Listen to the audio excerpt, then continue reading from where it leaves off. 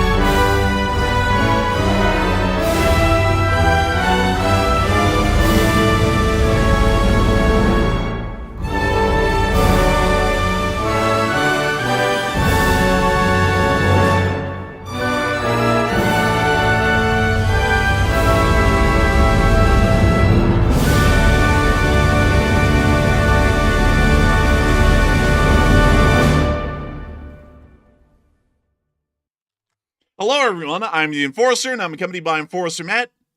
And good evening, folks. It's Enforcer Matt, and welcome back to day 1263 of the War News stream. Today, we've gotten some very big news that U.S. officials are facing massive backlash for the Alaska-Putin meeting upcoming very soon. Also, Ukraine invaded into Russia's Bryansk region today, and there's been a massive Chinese incursion in Taiwan in their airspace, and we have all that news and more, and it's good to see you all once again. And of course, we're going to be covering the past 24 hours of news from around the world. As we have been able to hear today, the Ukrainian armed forces have conducted a ground invasion into the Bryansk Oblast of the Russian Federation, near to the small village of Minav, directly along the Ukrainian border. We have also been able to hear that additionally to this, the United States of America has taken significant backlash from the international community, specifically those nations of the Western Alliance who find their national security be threatened by the Russian Federation currently inside of Eastern Europe, after the United States of America proposed a meeting with the president of the Russian Federation, Vladimir Putin, inside of the state of Alaska. As of today, we have also been able to hear that according to direct statements from multiple sources quoting the special envoy of the United States of America who spoke to the Russian president, that it appears that the story as to what exactly Putin has told him has changed about 4 times. And it appears that the story that we originally ran on this channel, that the Russian Federation was demanding to keep all of the territory that they have right now and take the remainder of the Kherson, Zaporizhzhia, Donetsk, and Luhansk oblasts, actually appears to be the Russian demand. And that is a prerequisite before a ceasefire can even be achieved. And that must be given to the Russian Federation before the talks about a ceasefire will ever even be seriously considered. We are now hearing that the United States of America is attempting to shoehorn the president of Ukraine, Volodymyr Zelensky, into the proposed meeting that will be happening this upcoming Friday inside of Alaska, but it does not appear that this meeting will be going forward, considering the significant diplomatic backlash that has been made by all European member states, from the United Kingdom all the way to Estonia and Finland. We have also been able to hear at the exact same time that 111 People's Liberation Army Air Force aircraft have been spotted around the Republic of China's airspace over the past 24 hours, a significant development within the region, heavily suggesting and indicating that the People's Republic of China is soon to be conducting an incredibly large military exercise, possibly even another version of a joint sword military exercise around the island of Taiwan, or that they may be conducting some sort of a prelude to an actual armed action. It is unclear as to which, as we do have a large amount of information to show that there's been a significant force buildup within the Chinese Eastern Theater Command, which is charged with the responsibility of a future invasion of Taiwan, but at the moment, we can only work with the information that we've been provided. Nevertheless, we've also been able to hear that the North Koreans are now removing their boom boxes from the border. Apparently, they have gotten down with the sickness, and they're now going to be removing the boom boxes. Nevertheless, we have also been able to hear that the Russian Federation will be helping the nation of Kazakhstan to build its first nuclear power plant inside of its country, while at the same time, we are continuing to hear of continued actions inside the Middle East, as the Islamic Republic of Iran has stated that they have found 20 Mossad operatives, and they are going to punish them with impunity. It's unclear if they ever have. We also been able to hear additional news and information that the Islamic Republic of Iran is going to be continuing to support Hezbollah, and we've also been able to hear that they've apparently hid the remainder of their nuclear scientists throughout the country in undisclosed locations to try and protect them from further Mossad or Israeli strikes in the future. In the meantime, we have also been able to see that the state of Israel is now stating that there may be a potential for a deal to be made with Hamas that will stop the attempted occupation of the Gaza Strip, while thousands have gathered inside the city of Tel Aviv to protest the future military occupation by the Israelis of the Gaza Strip. We have also been able to hear inside of Eastern Europe as a whole that we are now getting more information, details, and information in general about the Russian units that will be involved in the Zapad 2025 military exercises coming up here within the next few weeks. We have also been able to hear at the same time that it appears that the Russians and the Belarusians may be attempting to cook up another major humanitarian crisis within the region, while at the same time, Ukrainian armed forces have inflicted significant casualties on the Russian Federation armed forces along most of the active front line today, and are continuing to hold their ground. We are also hearing that the Ukrainian armed forces are now claiming that a new Russian offensive in the Donbass may be beginning here incredibly soon, most likely within the next several hours or within just the next few days. We have a massive amount of news to cover tonight. Quite a significant spread. It goes from one end of the world pretty much over to the next, literally from end to end. We have news from every single continent and corner of the globe as of today, except for South America, Africa, and Oceania. But nevertheless, generally every major continent within the Northern Hemisphere. And so moving on into our major news of the day, we have been able to hear but the armed forces of Ukraine did conduct a armed military invasion of the Russian Federation's Bryansk Oblast, the first of its kind in this year, and it does appear that at the moment the Ukrainian offensive has been incredibly limited in its scope and scale, and has only taken the smaller Russian village of Manev, seen about here. There are only a handful of people living within this area from what we generally understand, next to the Snob River, just to the north, and we were able to hear that the Russian Federation has engaged in combat with the Ukrainian forces within this area. This is the only picture that we've been provided showing Ukrainian forces on the other side of the border. Apparently, this picture was taken by the Russian Federation of some sort of Ukrainian armored vehicle. It appears to be an APC with its rear door down on the other side of the border.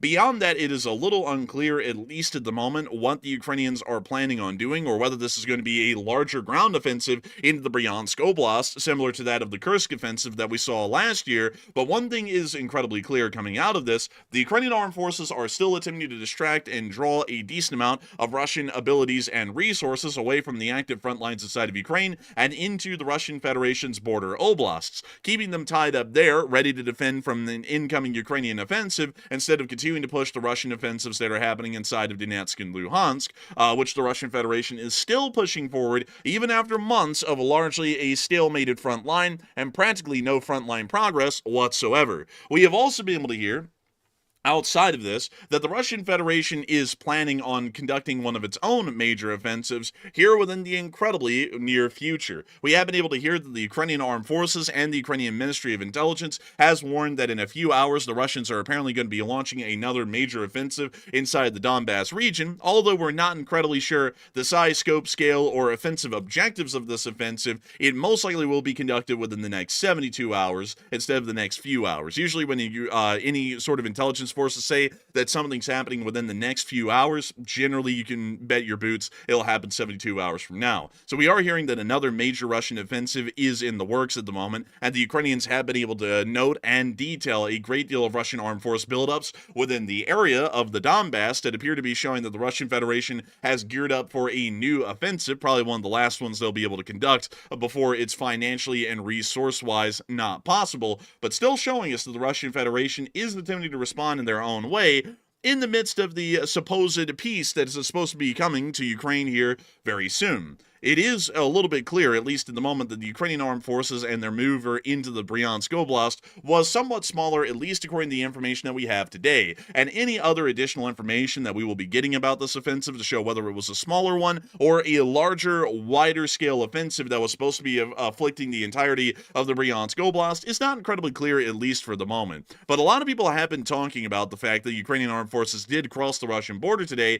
and have conducted an armed invasion of a small area of the Bryansk Oblast, and a lot of people are wondering what this largely is, whether it's going to be a major offensive or whether this was a smaller border incursion that we have seen a couple of times in the past, but not incredibly frequently. And so, Matthew, what are people thinking about this, and what are you thinking about it as well?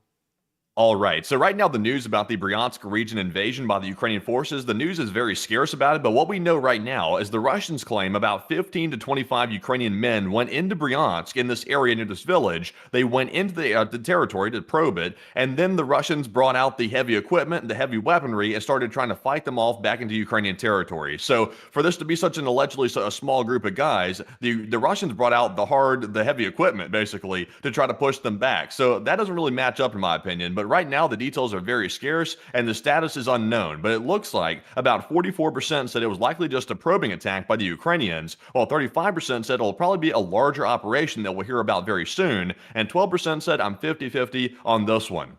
And I'm going to actually be 50-50 on this one because right now it's simply too early to tell. There clearly was an invasion of Russian territory in this region earlier, but to know exactly where it's at now, it's just impossible to know because we literally only have one picture of the scene and it's extremely blurry. You can barely see anything in it except for one armored personnel carrier, and that's not enough to go on. So I'm with the 12%. But Enforcer, what say you? I would have to say that it most likely was a probing attack. I would generally assume that the Ukrainian armed forces would not want to open up a new offensive front inside the Bryansk Oblast, at least at the moment, and this most likely is supposed to be setting off a great deal of alarm bells in the Russian Federation to have them divert a decent amount of their armed forces into this area to prepare for a possible Ukrainian offensive, but in general, I don't think this one's incredibly large. Right now, the Ukrainians are focused on heavy defensive operations inside of the Donetsk and Luhansk Oblasts, and more primarily are also focused on the counteroffensive operations outside of Sumy at the moment. Generally, in my opinion, I think the Ukrainian combat fighting forces are largely tied up at this moment, and that while there is some reserves inside of Ukraine, I have a feeling that they're trying to hold those back to see where other issue spots could be popping up at the moment, more so than trying to start a new offensive. We also have to keep in mind that as far as resources and logistical abilities of the armed forces of Ukraine are concerned, it also appears that they are running slightly low on munitions due to the larger lack of a great provision of U.S. munitions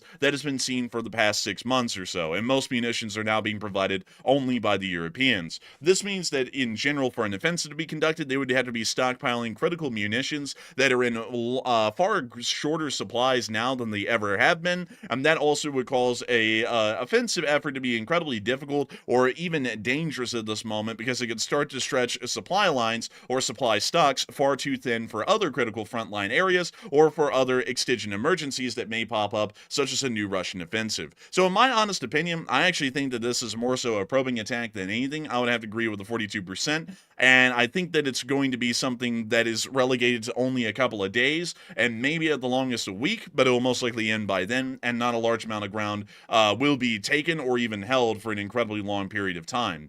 But in the meantime, we have also been able to hear of other significant developments outside of Europe, at least for the moment, and inside of East Asia, to quickly bring y'all out over here. East Asia has always been one that is a decent bit of discussion, at least on a day-to-day basis. And today is a day that is incredibly rare, at least from what we've seen so far. We have been able to hear that the Republic of China's Air Force and Republic of China's Armed Forces reports have stated that 111 People's Liberation Army Air Force aircraft and People's Liberation Army Navy aircraft have been operating around the island within the past 48 hours, with 85 of these aircraft crossing the median line inside of the strait and entering Taiwan's air defense identification zone.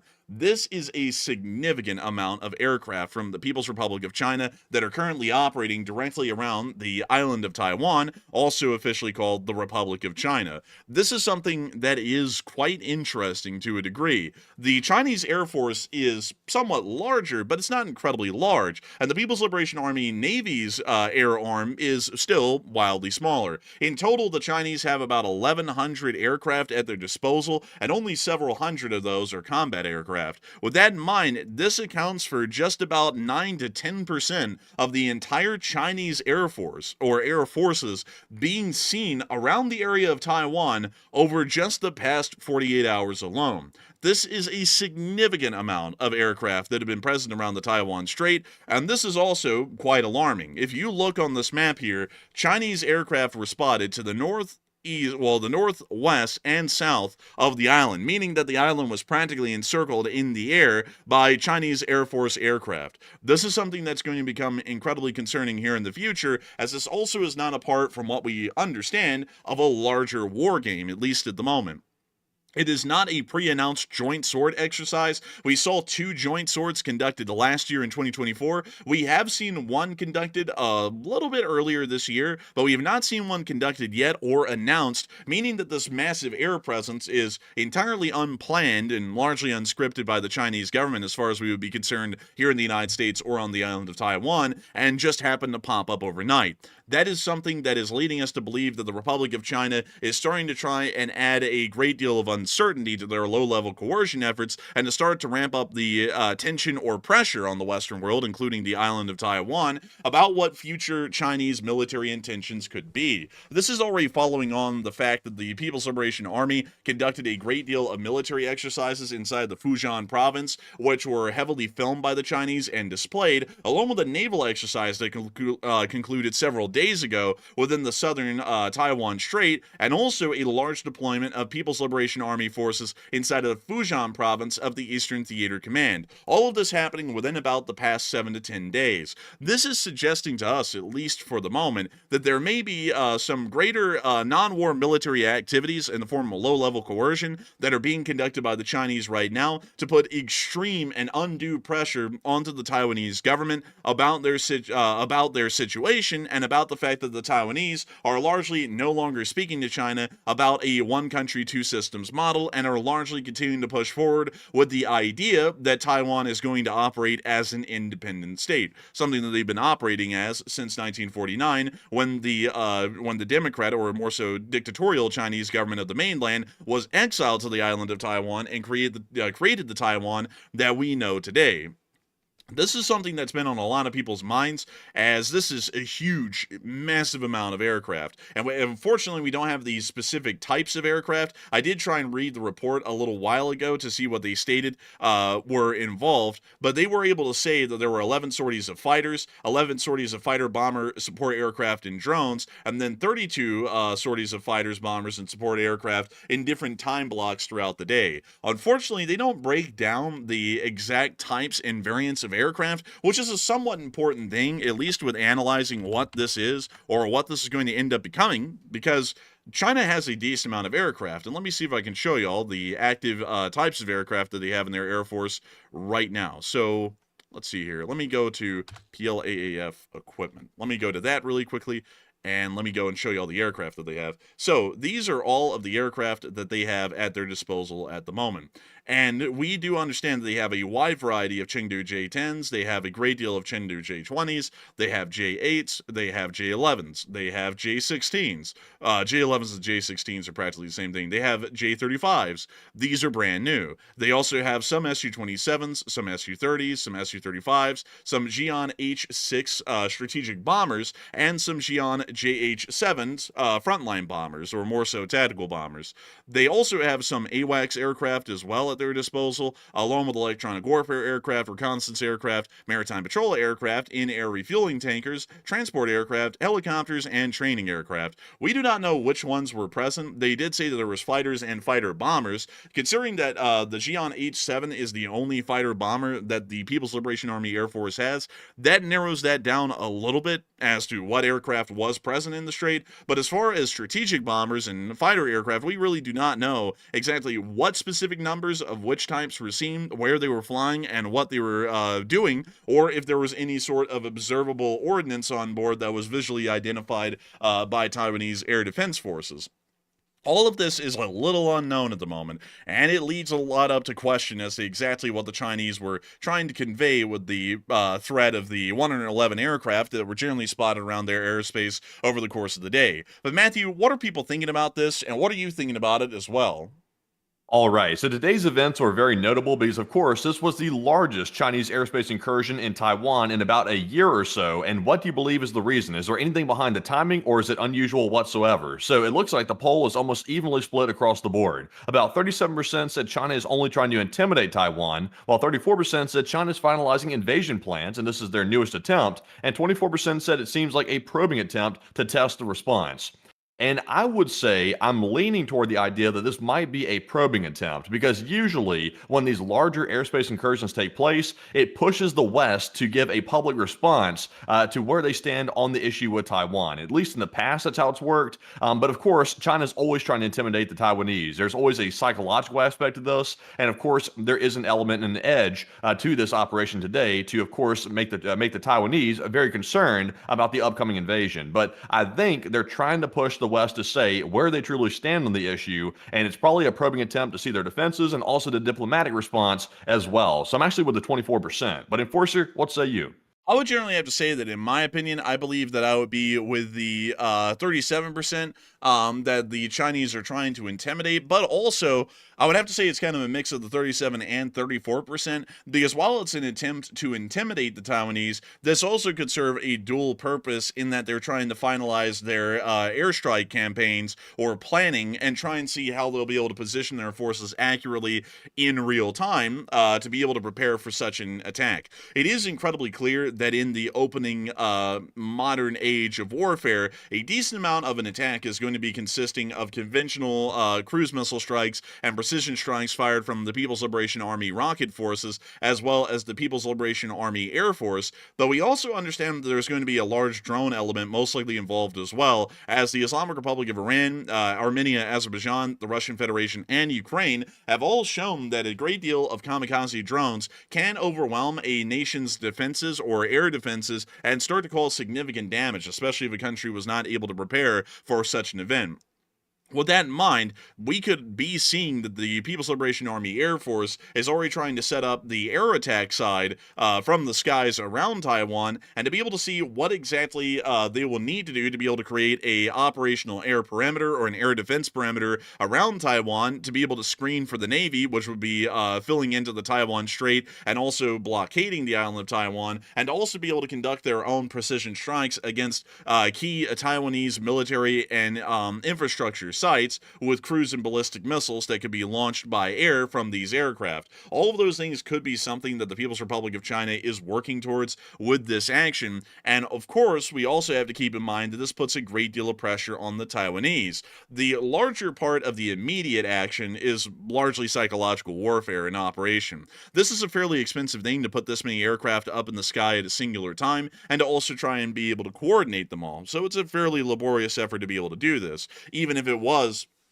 just for the concept of psychologically intimidating the Taiwanese or the Taiwanese government. But what this is supposed to do is show a small fraction of the Chinese Air Force's projectable air power, and to also be able to make the island of Taiwan realize, at least in the Chinese belief, that any sort of resistance would be hopeless or completely pointless, because this sort of air density could probably be seen around the island of Taiwan indefinitely until they were able to crush the Taiwanese and actually invade the island and take it. So this sort of a thing is supposed to intimidate the Taiwanese in the long run at the outset, but also is most likely China's continued planning and preparedness to be able to get ready for an invasion of the island itself.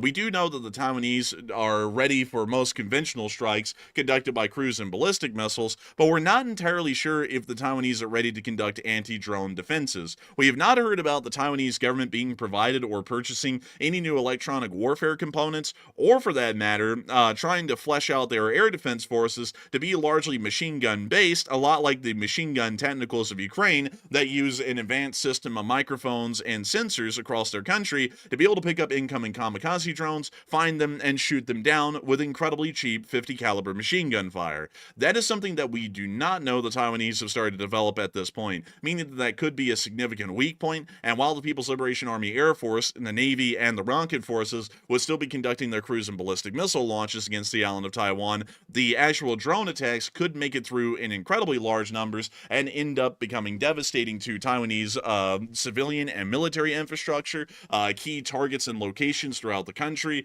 the Taiwanese armed forces themselves, and also the Taiwanese government, which may be subject to a decapitation attack if they are not incredibly careful or prepared for such an occurrence. But nevertheless, I hope that does address that the best I can, but the situation around the strait is once again looking quite concerning, and looks like there may be some greater possibility at this point that the Chinese are trying to further intimidate the Taiwanese beyond other facets that we've already seen so far over the course of this year. Moving on from that and into a brief note inside of the Korean Peninsula, we were able to hear about a year ago, and we were finally getting an end to this story, folks. About a year ago or so, I believe, the North Koreans actually started to set up boom boxes along the South Korean border to project propaganda across the border at the South Koreans. We are now hearing that apparently they are starting to remove these boom boxes from the borders, according to South Korea. So it appears that at least the boombox propaganda side of things is going to be over for now, and the North Koreans are finally quitting. So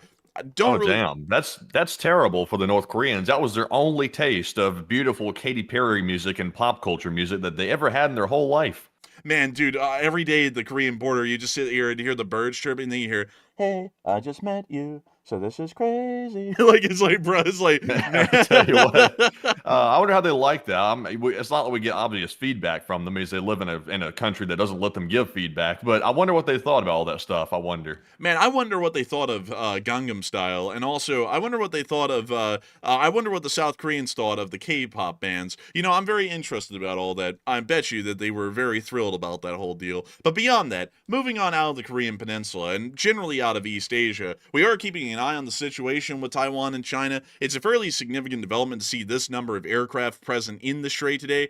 But, once again, it's nothing incredibly large. It's most likely more so an attempt to intimidate the Taiwanese again. But moving on out of that and on into the area of Kazakhstan, working our way back west and towards generally the diplomatic developments of the day, we were able to hear that the Russians are going to be helping Kazakhstan to build a nuclear power plant near to the village of Ulkan in the Almaty region. You can already see a picture of them out here. I don't know what's up with the working clothes. It's like a high-vis if it's not trying to be high-vis. Apparently the zippers are high-vis, but everything else on the uniforms is not. A little bit interesting with that. I've never seen that before in my life. But it does appear that they're going to be working on building the first nuclear power plant inside of Kazakhstan that has ever been seen. And I have a feeling that there's going to be a great deal of potential there for the Kazakhstani people to get free power or cheaper power because of the nuclear energy that they are about to build. There isn't really much. I wonder if those guys are going to run off the job like those other Russian nuclear power plant construction workers. You remember the ones that ran off in the other nuclear site they've got? I can't remember where it was, but they just ran off the job and rioted. Let's see. That was in Turkey on the coast somewhere. Let's see. Oh yeah, it was right here actually. Yeah, I wonder if it's going to be the same thing happening with that, because that was kind of an odd thing that happened there. I think what the whole problem was they weren't getting paid or something. That was the allegation, at least. So, maybe the same thing will happen over here and in this other place. There's no telling, but it seems like Russia has a bad track record with that. Yeah, it seems like they have a pretty rough track record with that whole deal. We won't really know if they're going to start rioting or striking, but considering the track record that they do have in Turkey, they might not get paid either. And also, this seems to be a desperate attempt for the Russians to try and make money somehow, some way, because Kazakhstan has never had an operational nuclear power plant, and the fact that Russia is most likely reached out at this point to try and get one going is telling us, at least at this point, that the Russians are looking to start any money-making venture wherever they can, and I'm fairly certain that building a nuclear power plant is a significant financial venture in the cost of the expertise and the cost of a whole bunch of other things that'll be involved in actually bringing this nuclear power plant into fruition. But moving on out from that and on from this news today inside of Kazakhstan, it's now time for us to move on back into Europe from our major news bulletins inside of East Asia and to start talking about something that has happened today that can only be described as absolute confusion. And I'm going to be trying to bring y'all through it as best we can because there is a decent amount of news about it. And of course, it's on the fact that the United States of America was supposed to meet the president of the Russian Federation in Alaska to talk about the end of the war in Ukraine. And it does appear that the developments on that have been incredibly confusing, and also it has been incredibly negative. For one, practically everyone in the Western world has shot down and largely condemned the proposed peace talks with the Russian Federation. We were able to hear directly from the Baltic states that they were deriding the U.S. policy action as Baltic leaders criticized efforts to pressure Ukraine into territorial concessions, warning that Lithuania, Latvia, and Estonia could be next, according to a Financial Times report. The Estonian Foreign Minister, Margus Sakana, said changing borders by force threatens global stability and will not be tolerated. We also were able to hear in more paraphrased form or sense that the leaders of Latvia, Lithuania, and Estonia did warn that their countries would become Putin's next target and have strongly condemned any attempts to pressure Ukraine into ceding territory. It's incredibly clear, at least to this point, that the Baltic states were not an incredibly big fan of the action because they generally would see that they are on the chopping block next for the Russian Federation's invasions that would continue to push eastwards into areas like the Baltics, Finland, and Poland. We also have been able to hear, at least inside of Brussels at this point, because there's been a significant amount of developments in this area, that there is now a new level of truth that has come out about the meeting between the envoy of the United States and the president of the Russian Federation. So let me read this whole entire article to y'all, just to make sure that I get it clear, the sequence of events and the statements that were made, and y'all will start to see how confusing this has gotten. Additional details have now been revealed by the Wall Street Journal about the ceasefire proposal presented earlier this week by Russian President Vladimir Putin to U.S. Special Envoy Steve Witkoff during a meeting in Moscow, which appears to have confused a number of officials, including the President of the United States.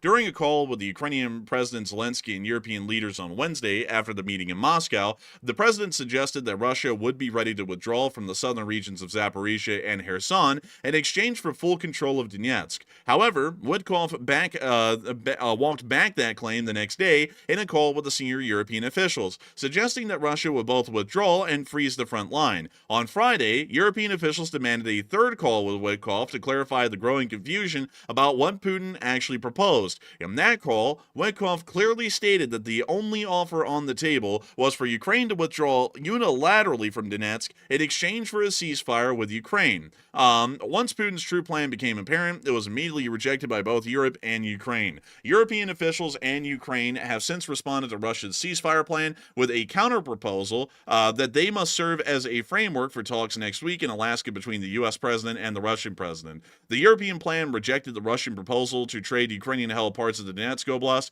for a ceasefire and demands that a ceasefire takes place first before any other negotiations regarding eastern Ukraine. Additionally, the proposal, which was presented by European leaders on Saturday during an in-person meeting with the U.S. Vice President, as well as via video link with the Secretary of State and Trump's special envoys, Keith Kellogg and Witkoff, also stipulates that any territorial concession by Kyiv must be safeguarded by ironclad security guarantees, including potential NATO membership for Ukraine.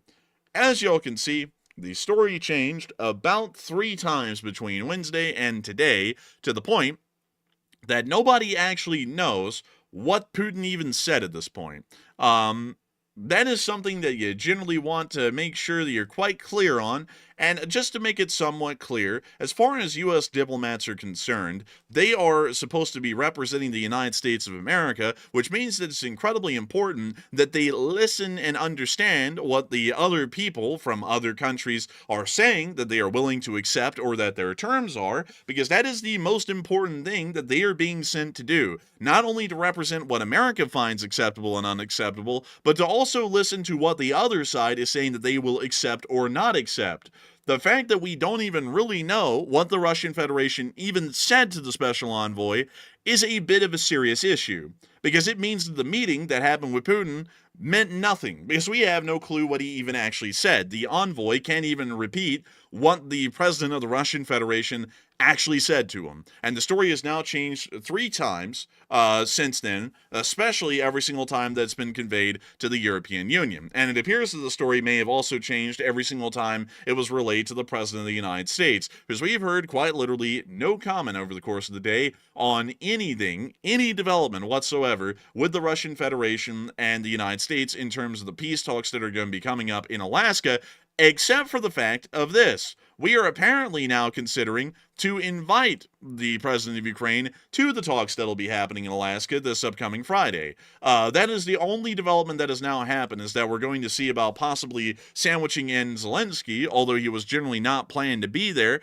because it seems as though we're not entirely sure what the terms even would be at this point, and it seems that that whole thing was largely a wash. We also were able to hear that some others are starting to show that they may not be the largest of fans of the idea of ceding Ukrainian territory for proposed peace, as they could start to further destabilize the situation worldwide. It also does appear, on top of that, at least inside of inside of the European meeting that was held today, there was a Ukrainian statement made on the matter from the president of Ukraine, Volodymyr Zelensky. With Zelensky stating, Putin wants to be forgiven for the capture of the south of our Kherson region, Zaporizhia, the entirety of Luhansk, Donetsk region, and Crimea. We will not allow this second attempt to divide Ukraine. And making it incredibly clear, at least at this point, that the Ukrainians will not accept any sort of a proposition that leads to the complete cessation and recognition of lost territories. We also have been able to hear, at the same time,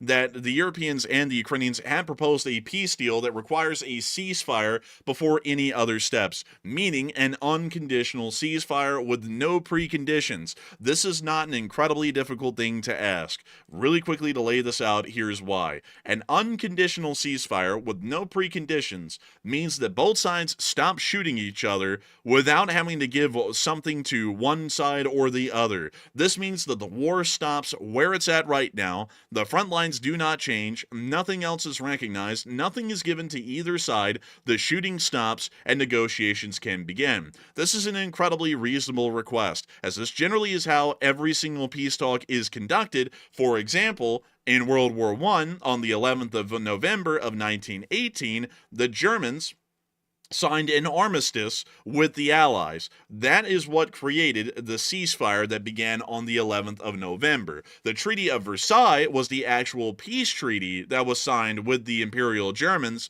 that also saw that it was largely an unconditional surrender at that point by the Imperial Germans. But nevertheless, that was how it was done in the First World War, one of the bloodiest wars in human history. In the Second World War, unconditional surrenders were accepted by the Allies from the Nazi Germans and from Imperial Japan, but that was because we were fighting a total war, and we fought that war to the point that there was no other option for these countries rather than to unconditionally surrender.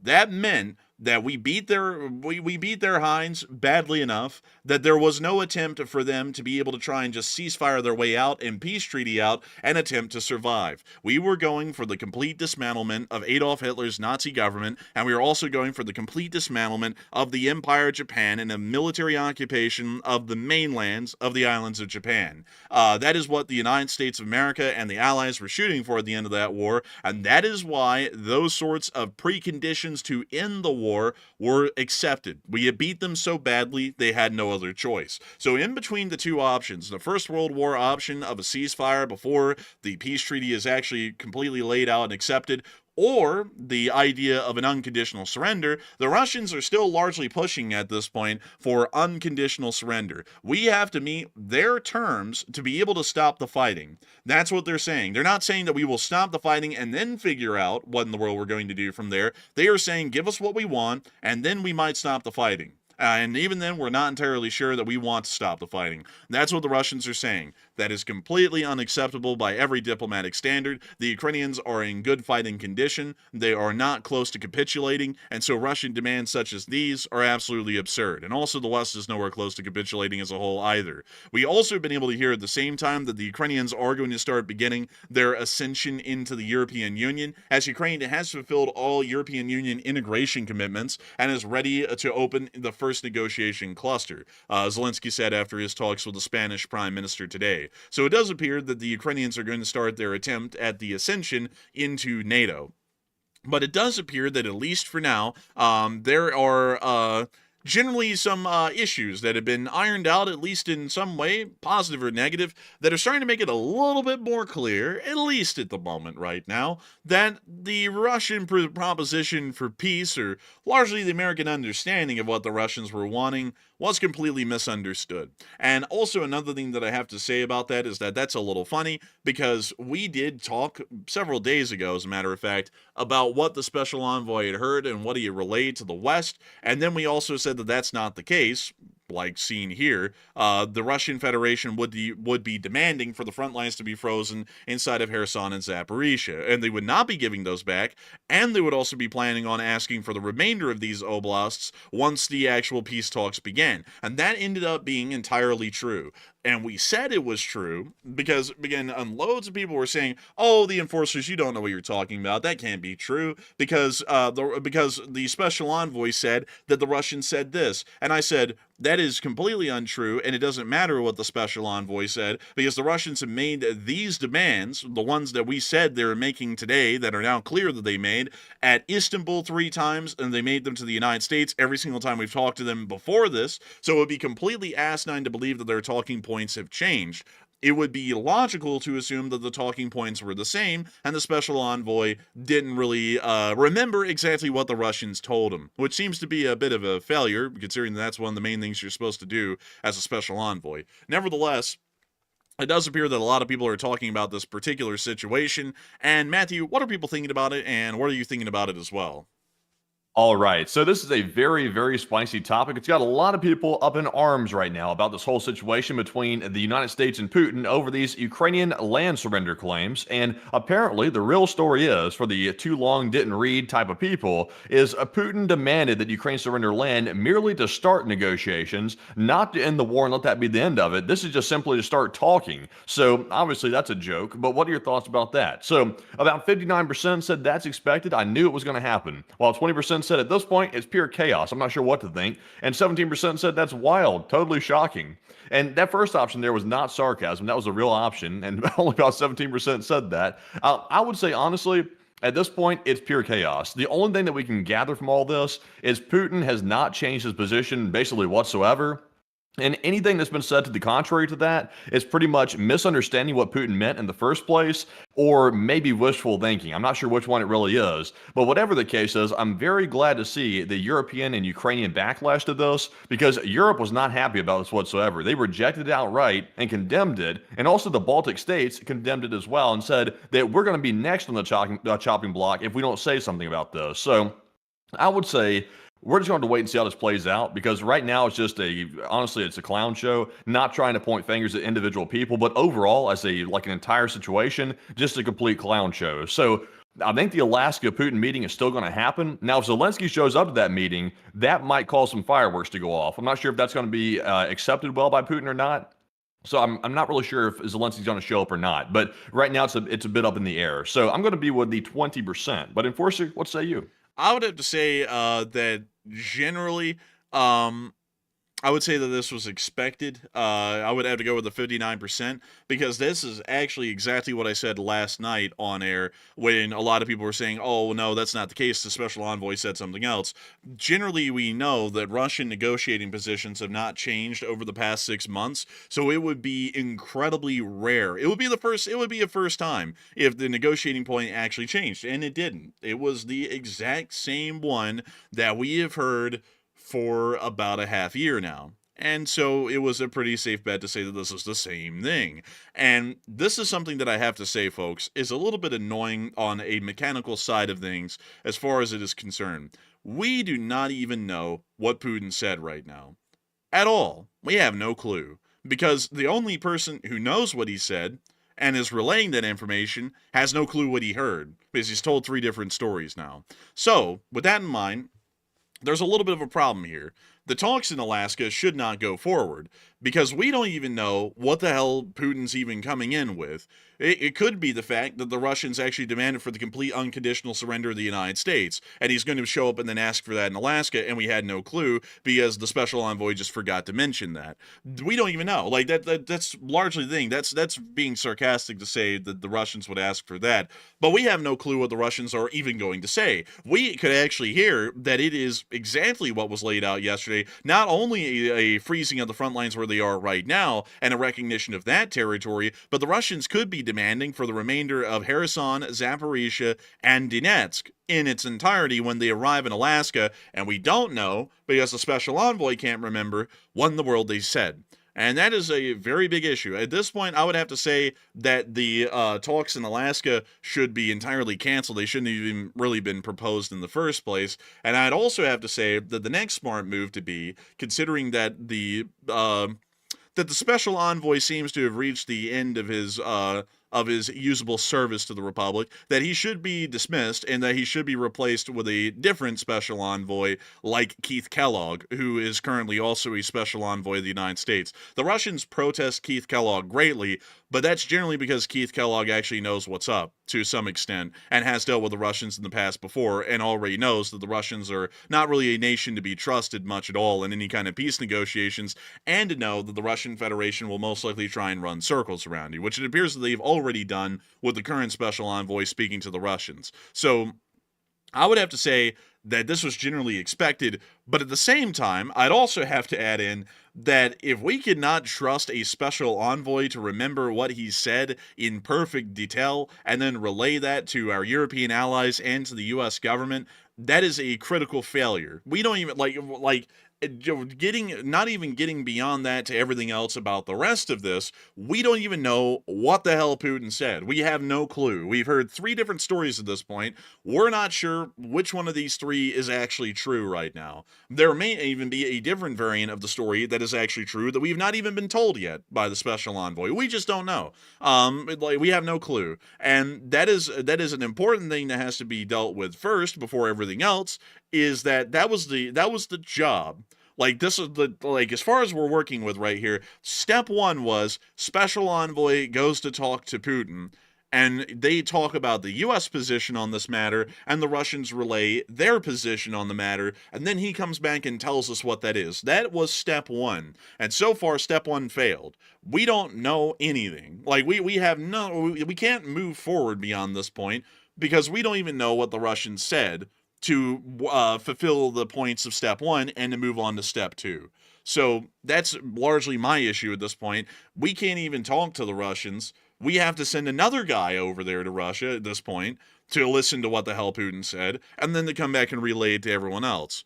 So with that, my thing is this: I get the fact, obviously the special envoy doesn't have a really good reputation at this point amongst the geopolitical community, at least in my personal opinion, because a lot of people see him as being an outsider, and he really doesn't know exactly all the ins and outs of the whole situation between Ukraine and Russia, at least in most people's opinions I've seen so far. But I thought these individuals had like note takers or minute keepers like that went with them to actually take notes on these type of things like this. So, some people are saying, don't they take notes? I believe they have assistants that do that are there to listen. And also, obviously, there's a language barrier, so they have translators too. So that it makes you wonder, why was there a breakdown of communication? At least allegedly, there was a breakdown of communication that led to this complete misunderstanding of what was being said. Because how can it go from Putin wants to simply have Ukraine cede some land in order to end the whole war, then it goes to, well, no, not actually. Ukraine has to give up land to just even start talking about ending the war.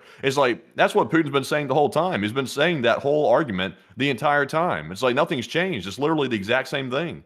I would have to say it is just absolutely crazy. Like once again, folks, I got to say, as far as people making mistakes, people make mistakes here and there, and that's perfectly excusable.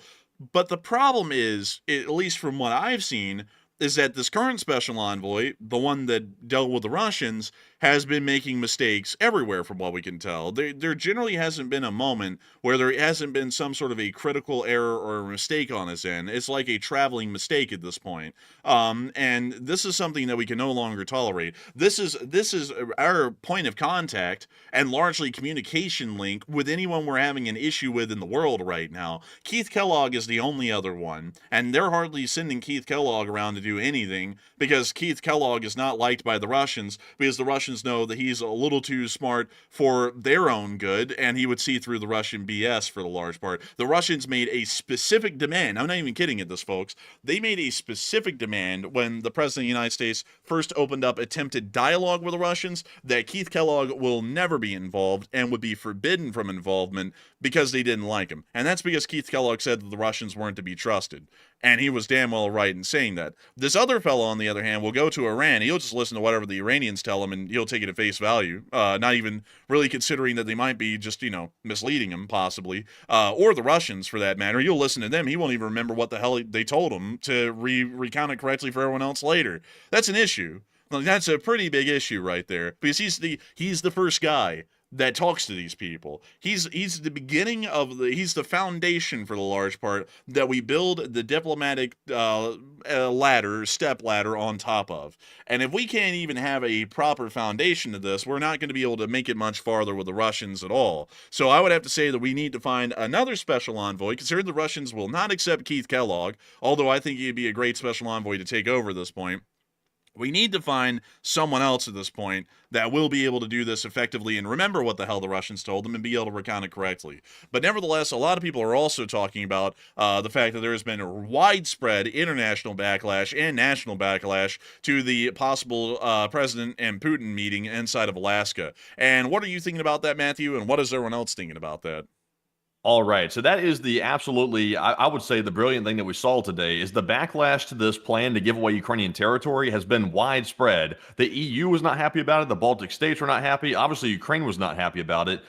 Basically, the only people happy about this is Russia at this point, and the U.S. has gone silent. They're really not saying anything about where they really stand on the issue right now. So the U.S. is a little bit confused about how to deal with this, in my personal opinion, going forward. So they're trying to figure it out. So what do you think the U.S. is going to do to deal with this new fallout? So 42% said the U.S. is going to have the Putin-Alaska meeting no matter what. 35% said the U.S. will backtrack the meeting, and 12% said they will invite Zelensky too. Now, here's my theory. I think the U.S. realized today, after the details really got straightened out, that this is really going to go nowhere with Russia, and they've kind of worked themselves into a bad spot. So what they're probably going to try to do is invite Zelensky to the meeting formally. That's probably going to piss Putin off, and it's going to cause the entire meeting to fall apart. That's theory number one. Theory number two is they might go through with it anyway just to get the photo op, just for historical reasons and to get, obviously, some political cred. They might go through with it anyway just to do that, knowing that it's going to go nowhere. So it's one of those two options right there. I'm kind of leaning toward the first. They'll try to basically run the whole thing by inviting Zelensky, which will obviously sabotage it. But if it does work, they might get the photo op anyway. But Enforcer, what say you?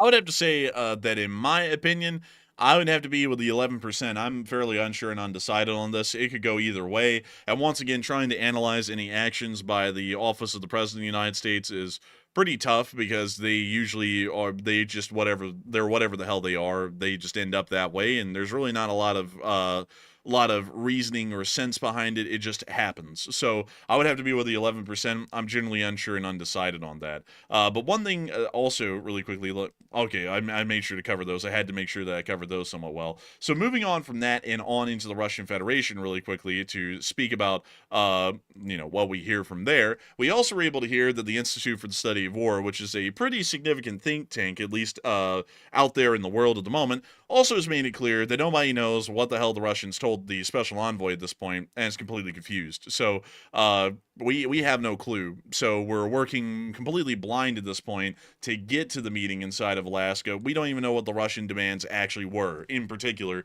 to be able to speak to them about that. So a little bit of an issue there. But anyways, I hope that does address that somewhat well, at least the best we can. But before we move on, we actually have a lot of additional major news throughout the course of the night. We have also been able to hear, at least in the meantime, that there has been some very interesting questions that have come in through the chat. And so, Matthew, really quickly, who are those folks who have thrown in some really interesting questions, and what do they got? All right, so jumping into our first super chat segment of the night, we've had some very generous support tonight, and our first one goes to none other than LC39A, who puts in a $121 donation, the largest super chat of the night. And thank you very much, LC39A, for once again throwing in massive support for, I believe it is the 8th night in a row at this point. So a huge shout out to you for that massive streak for helping to keep the channel running. He said, in the darkest days of the war, Zelensky said, "I don't want to ride, I want ammunition." And he did, and that was something that was really shocking to a lot of people, because the war in Ukraine started right after the fall of Afghanistan, and the Afghan president literally loaded a private jet full of hundreds of millions of US dollars, something along those lines, and flew out of the country immediately once things started to fall apart. So a lot of people were expecting that the Ukrainian president was also going to do the same and flee to the West and live in exile for the large part, but interestingly enough, he didn't, and that shocked a lot of people when it happened, and really was something that made a lot of people rally behind Ukraine to support it, is that he wasn't going to flee and he wasn't running away. He was staying in Kyiv, and not only that, he was really begging at that point for international support to help the Ukrainian armed forces to fight off the Russians. And that really was something that a lot of people downplay these days, but that was something huge, because at that moment in time, the Russians were only a couple of miles out from Kyiv when he made that statement a couple of days into the war. And it did look like the Russians had a chance, at least at that point, because nobody knew necessarily yet how well the Ukrainian army could hold, especially right outside of the city of Kyiv, that they could just break through and end up capturing him alive in Kyiv. So the action in that alone was a huge one, especially for the nation of Ukraine, because it largely made the citizenry and the soldiery rally around the president and continue to fight on despite the odds. And that really was one of the biggest things, I'd say, that allowed the Ukrainian state to survive that opening month of the war, was the fact that the president did not abdicate or flee from the country, and actually remained, and not only that, made it incredibly clear that he was behind the war effort and was also going to try and help the Ukrainians to fight even harder against the Russian invasion, which was really an impressive thing. So a massive thanks to you so much for the support, LC39A, and I would have to say that is usually a leader made of greater stuff than most. Most people would flee. Deciding to stay for the benefit of your nation is a decision very rarely made.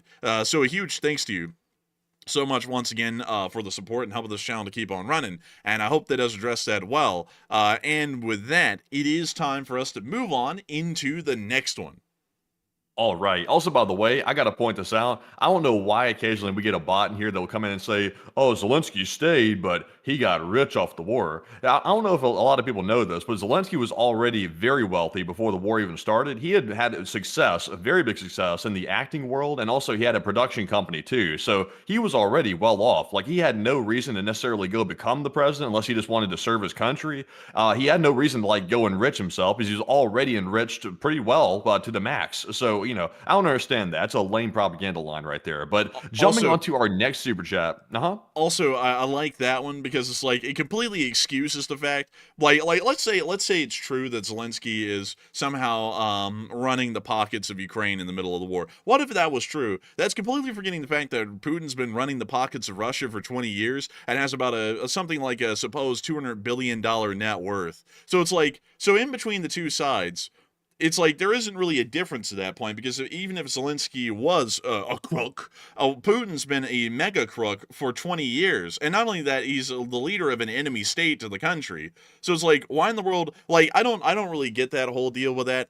Like with people saying that about Zelensky, because it's such a detracting claim that really makes no sense at all. Because if it's true, so what? Are we supposed to abandon a strategic imperative of the United States because someone's a crook? I mean, if we do that, then literally the entire U.S. government has to dissolve, because there's always some sort of corruption going on there. So, you don't see the U.S. government dissolving because somebody, took a dollar where they weren't supposed to. It generally keeps running. And you don't really see that happening anywhere else in the world. But for some reason with Ukraine, the whole world's supposed to stop and they're supposed to wither away and die. So that way the mega crook in Russia can end up winning compared to the small-time crook, even if he was one. Like, that just doesn't worse than that. Worse than that, though. Putin just doesn't run the pockets of Russia. He is basically the pockets of Russia. Like, that, the way it works in Russia, from the way I've heard and the way it's been described by analysts, is basically Putin runs the thing like it's like the mob, basically. So and whatever money comes into the government, that's essentially like Putin's piggy bank at that point. So he uses it to his liking, and also at the same time, all of his friends get to take out of it as well. And it works like that. It's the way it's worked. And it's like Russia, literally. Now, I will say this: granted, Ukraine does have a reputation for being corrupt, and it does have a corruption problem. Nobody's saying it doesn't, but Zelensky is literally there to try to clean that up, and he's trying to clean that up, because if he doesn't clean it up, they can't get in the EU, and Zelensky's been trying to get into the EU for some time. So he has a reason and an incentive to actually get that under control. But the thing in Russia, though, they have no incentive to get it under control. They're just like rampant with corruption. It's crazy wild. And also, not only is there corruption, but also if you don't do exactly what the mobster wants, which is Putin, he'll just simply come get you. That's the end of it. So, Russia is in a far worse state, like way worse in corruption, in my opinion. Yeah, and also I like how people will sit there, and also this is something funny to me really quickly. People will say, "Oh, there's corruption in Ukraine." And Zelensky is a dictator because he won't allow for elections, although constitutionally they can't have them. But on the same flip side, though, Matthew, those very same people will go, "Nah, Bukele's a good guy. He's not a dictator. I mean, he's just president for life at this point, but he deserves that because he's a really good guy." It's like, how in the world did they even come up with this sort of a logical circle here? I don't even get it. Because it's like Bukele put a whole bunch of people in prison. We don't even know if they're guilty or innocent, because a lot of them were really just thrown in groups. They gather like 30 people up on the street, and they look like gangsters. They take them to court, and then they just say all 30 of them are guilty at the same time, not on a case-by-case basis, just all 30 of them. So really no trial at all. It's a show trial. They just bring them in guilty, straight to prison, and then they pretty much go to their version of Auschwitz is the best way to describe it, down in Sekot. So it's like, so he's a great guy because he does that. But when Zelensky sits there in the middle of a war, and constitutionally he can't even hold an election because the Ukrainian constitution specifically says that you cannot hold an election in wartime, then he's a bastard. He's not going out of his way to do that. It's just how the constitution's written. Bukele goes out of his way to make sure that he's the president for life. Bukele, great man. Zelensky, a bastard. How does it make sense? It doesn't make any sense. And it kind of shows you that a lot of these people don't even know what they're talking about when they speak. And also Putin somehow, by the way, folks, just totally by coincidence, or coinkydink, if you want to put it that way, for 20 years, 25 years now actually, has been the president of Russia and has won practically every single election except for one where Medvedev won, but Medvedev was the prime minister while Putin was the president. For pretty much most of the time, Putin has been the president of Russia. He's been the president of Russia really since the year 2000. And nobody bats an eye that his approval rating has never dropped and that he wins every election pretty much unanimously. Like, it's not even really a contest. He wins all of them entirely. It's like, how in the world does that not throw off a red flag for a lot of people? Because, nobody in a democratic society is popular forever. Winston Churchill got voted out before World War II even ended because he wasn't that popular any longer, even before the end of World War II. Margaret Thatcher, who was one of the longest-serving prime ministers in British history, ran out of popularity at some point and also was ousted. People in the United States generally run out of popularity. That's why you generally see that eventually, after one president has 2 terms, whether they were a Republican or a Democrat, usually the other party ends up winning because they ended up running out of popularity. popularity, and people express that by voting for the other party or not voting for the one that they just voted for. Like, popularity doesn't exist forever, to the point that you end up being a president for 25 straight years for the large part.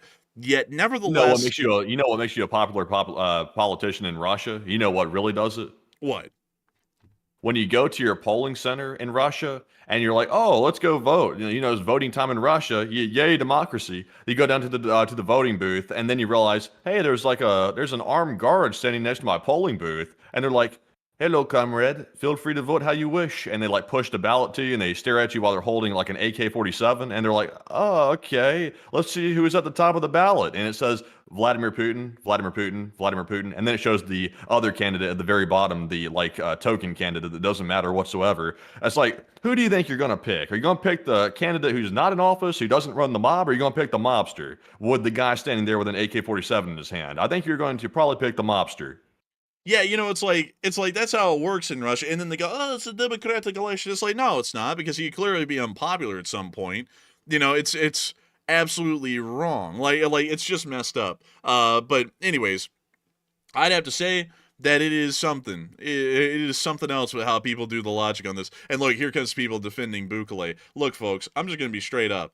You're not, like, there's no way you're justifying this guy's existence to me. He just made it in El Salvador through the little puppet parliament that they have in the country, that he could be president for life.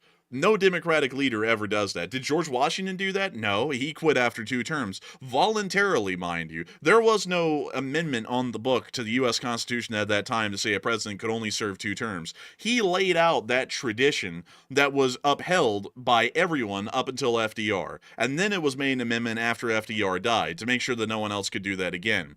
Nobody who actually believes in democracy and is technically a democratic leader would believe in serving forever or becoming a president for life. That is a move that a dictator makes. That's what Xi Jinping did. He's a dictator. Everyone agrees on that. The Chinese Communist Party, which is his puppet dictatorship parliament in a sense, voted that he could be president for life, and he now is. Until he dies, he's the president of China. And he's also the chairman of the Central Military Commission. So he's the dictator of the country now. Nobody can go up against him. There really isn't any other choice. It's Xi's way or no way. In Russia, it's the same way. They rig the elections. The elections aren't even real. They don't even really exist. Putin wins by handy margins every single time. And then if he it looks like he might be winning a little bit, they just bump up his approval rating artificially. Same thing with Belarus. Same thing with Turkmenistan. Same thing with Iran. Iran's a puppet government. I mean, hell, Khomeini runs the whole thing. The entire supposed civilian government is a fake propped up government. It's not even real. All of these governments are fake. They're dictatorships. They have fake governments for the semblance of it. I mean, hell, even Nazi Germany technically had a little puppet government in a sense, in the Reich Chancellery. And still, Hitler ran the whole thing. It's not like there was a choice. I mean, hell, the Soviet Union under Stalin technically had the Politburo, or the Duma. The Duma was a puppet government. Stalin ran the country. They just tried to make it look official, that there was some sort of a democratic process to it when there wasn't. That's how it works. Like, the Bukele guy isn't a good guy. And some people will say, oh, well, crime was bad before he became president. Yeah, that's true. He did cut down on the crime. But how many innocent people ended up in what's practically could be considered a concentration camp to cut down on the crime?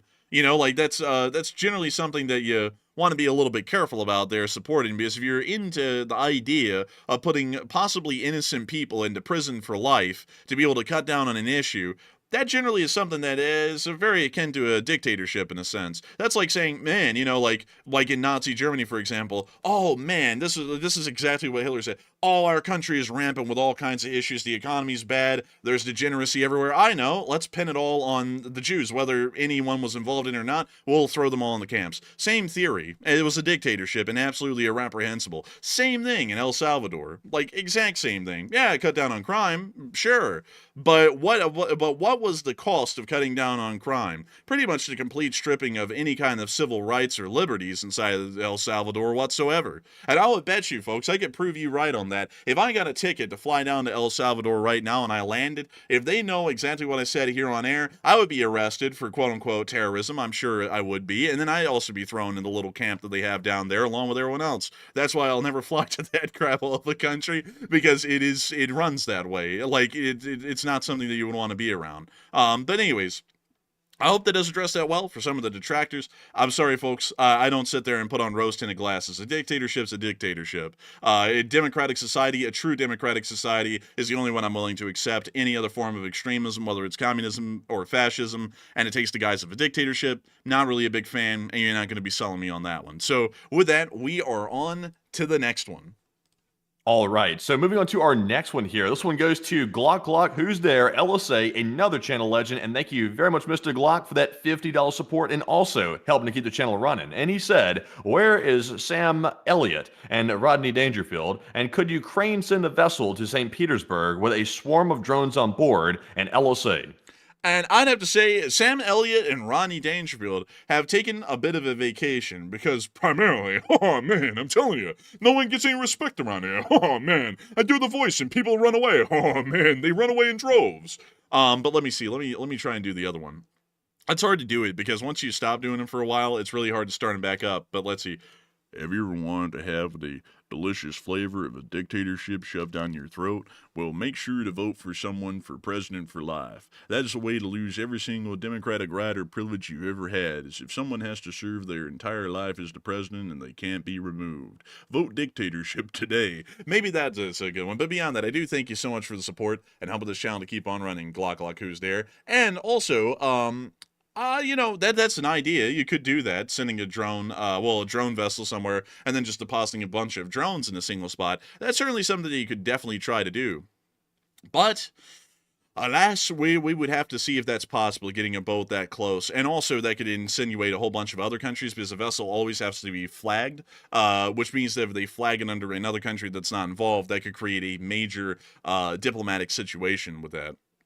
So with that, I hope that does address that the best I can. But a big thanks to you once again for support and helping this channel to keep running. Because if it wasn't for folks like you, Glock, who's there, we wouldn't be able to keep this channel running and make this thing possible.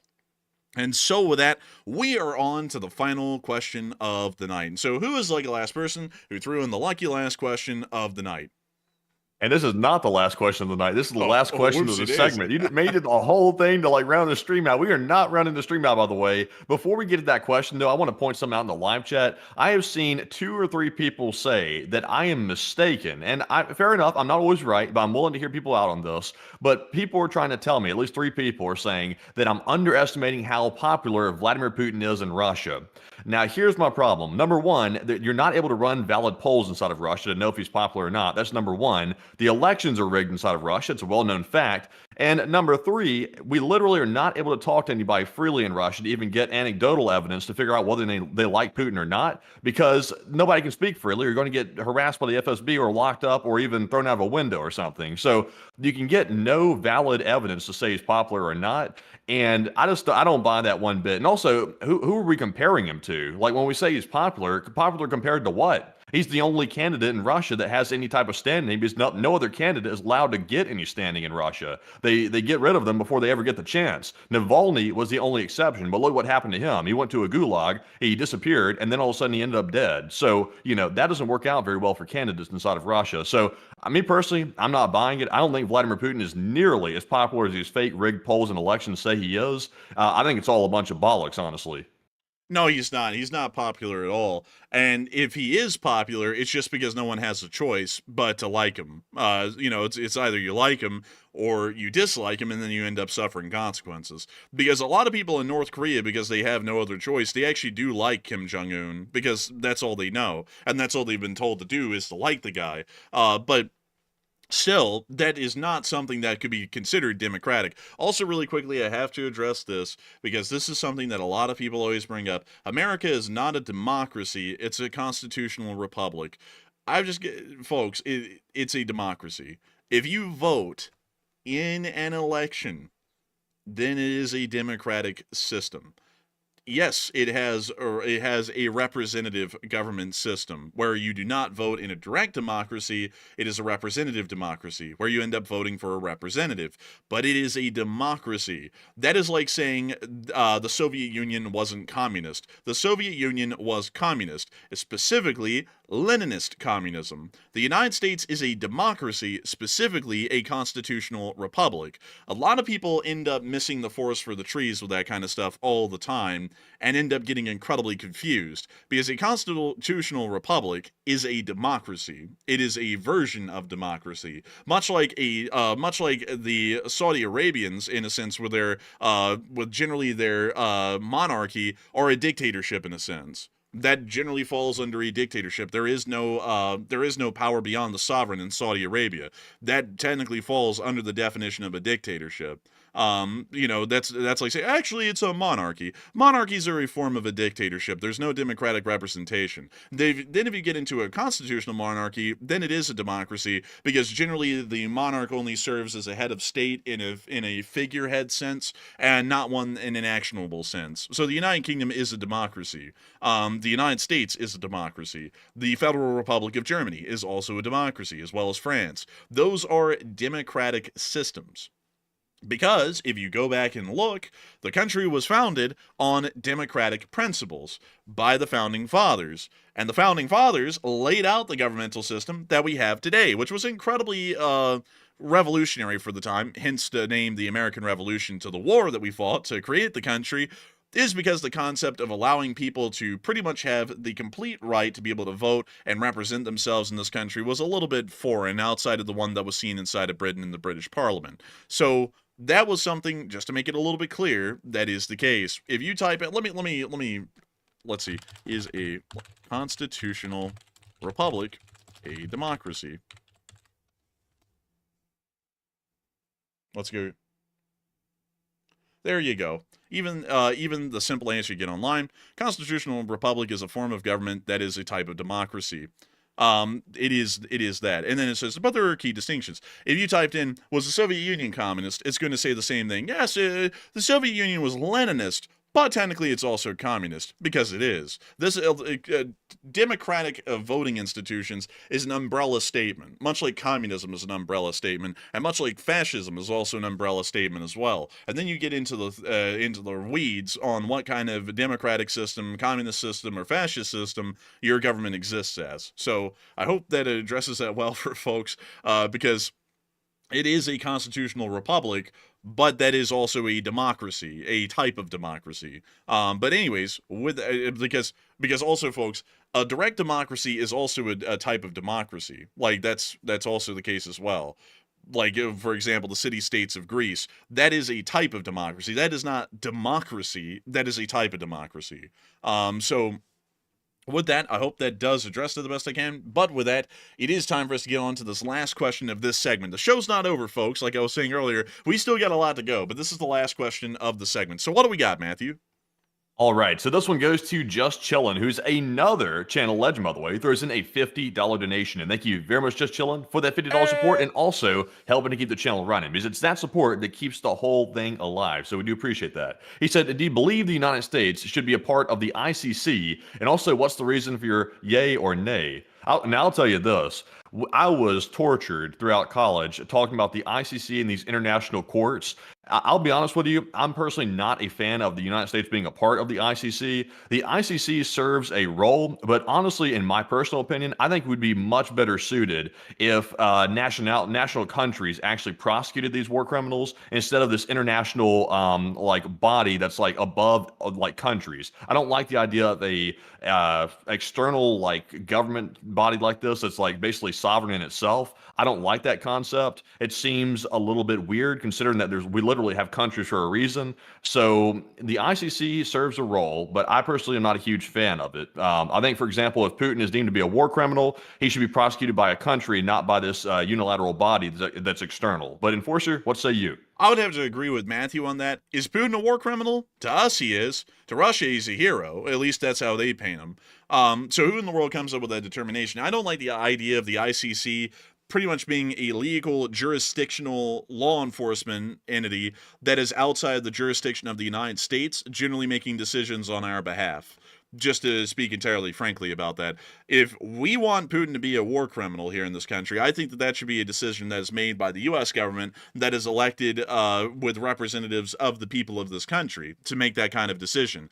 The ICC is made up of people who are not elected representatives of the citizens of the United States of America, and therefore are not entirely reflective of their opinions or largely input on the matter. Our elected representatives more so are that completely for a fact, at least the best representation that we'll ever get. So if we wanted to eventually try Putin for war crimes, I think that it should be done specifically by the United States inside of U.S. courts, like the U.S. federal court system, for example, that would take that on, or some sort of a U.S. special court that would be created at the federal level to be able to deal with this situation.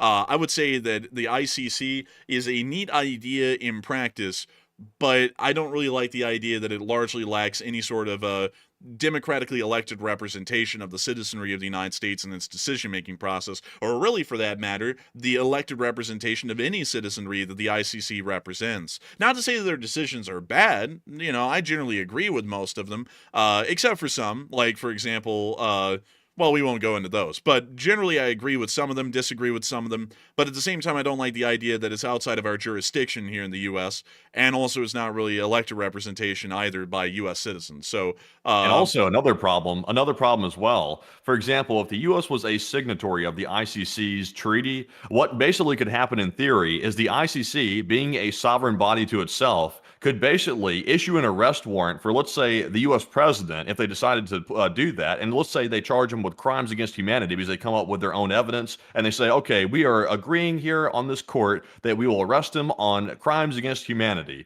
And then they issue an arrest warrant, and the U.S. is a signatory at that point. They could technically go arrest the U.S. president, drag him into this sovereign court, and then try him, and then also impose sanctions on him. I don't like that. For one thing, I didn't elect this International Criminal Court, so it goes against the rules of democracy. That's not democratic in my opinion whatsoever, and that's why I'm pretty much opposed to it. I don't like these external bodies because we don't know exactly who's on these courts. We don't know, like, obviously who got them there, what interest they have or anything, and we didn't elect them either. So that's why I don't like it.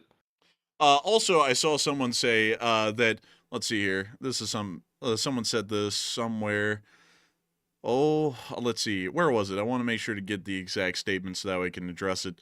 Someone said, oh, well, the problem is that U.S. courts don't have jurisdiction over crimes that happen outside the United States, and in that you are mistaken. Reference Article 3 of the U.S. Constitution. This specifically creates the U.S. Supreme Court, or at least the federal court system that we have today. But generally the Supreme Court. The Supreme Court is the highest court in the United States of America.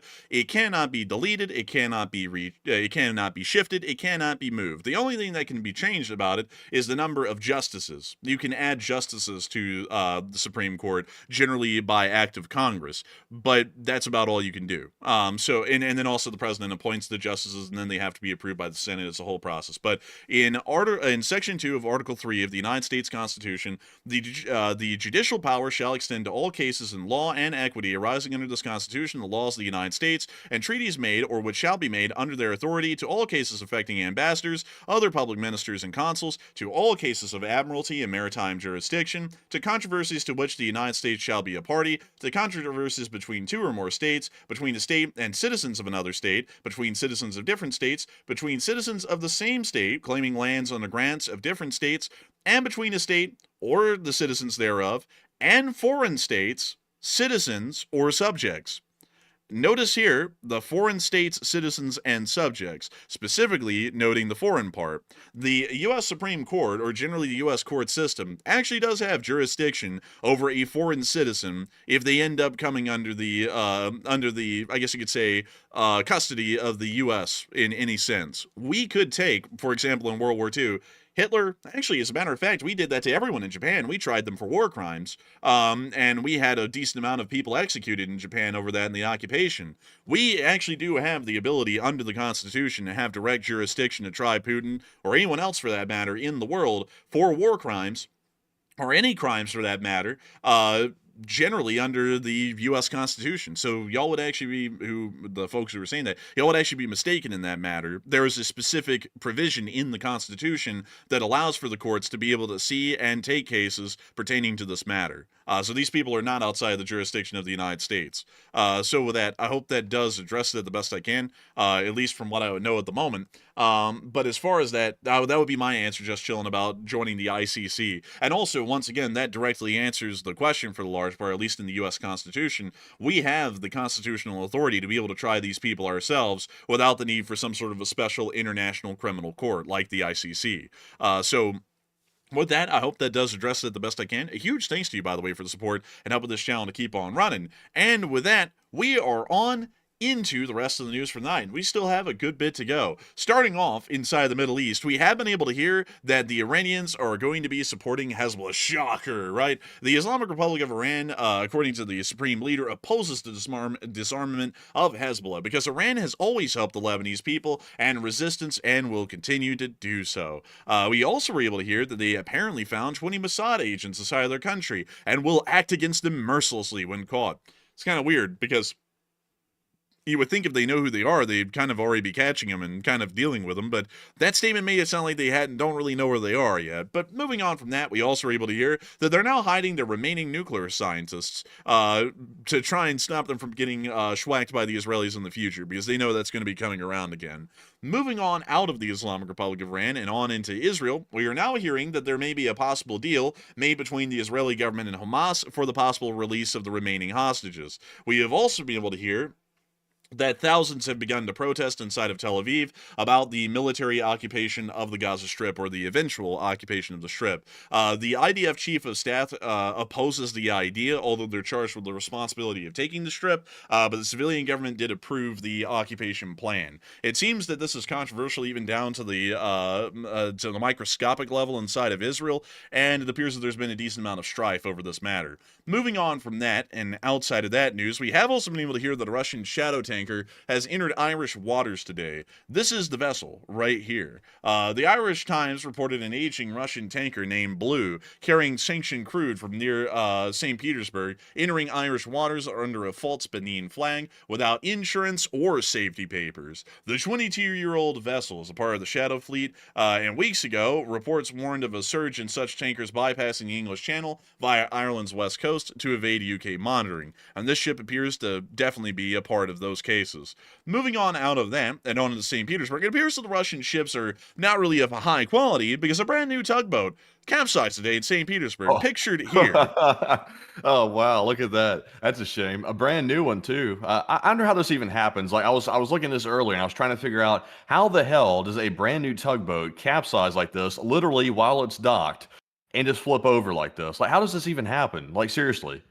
I don't even know, honestly, man. Like, there had to have been some sort of a puncture in the hull of some type to create. I don't even know. Honestly, tugs aren't really supposed to be easily sinkable. But this one appears to have gone down like a rock and actually capsized literally at its mooring. I don't know how the hell the Russians do this kind of stuff all the time, but I think at this point, they are the worst shipbuilders and ship handlers on the planet. It's like they're allergic to water. Yeah, that's really crazy. Like, I don't even understand. Like, I'm like someone said, lack of ballast. Like, maybe like that's the only thing that runs through my head. And I'm not obviously not a ship expert, but it's like, does the ballast go to one side of the ship and flip it or something? Because there's not like there's waves here in the harbor. Like, I didn't hear anything about waves being here. And Russia is not even sure how this happened either, because Russia started an investigation to figure out what happened here. They said very vaguely, like it says right there in the post, that they stated that it's a violation of safety rules that led to this. But it's like, what safety rules? Like the rule not to flip a boat? It's like, what even happened? Also, by the way, folks, this is actually a tugboat of the Russian Navy, to clarify. It's not just any tugboat. It's a brand new tugboat for the Navy that capsized. So, it does appear that the Russian Navy has a decent track record of capsizing most of their vessels that are not destroyed outright in combat. So, a little interesting with that. Pretty unique embarrassment once again for the Russians. Moving on from that and on down into the area of Grodno in Belarus, we were also able to hear of some of the units that are going to be involved in the Zapad 2025 exercises. This is not a complete list of units, but this is a decent idea of the units that will be involved.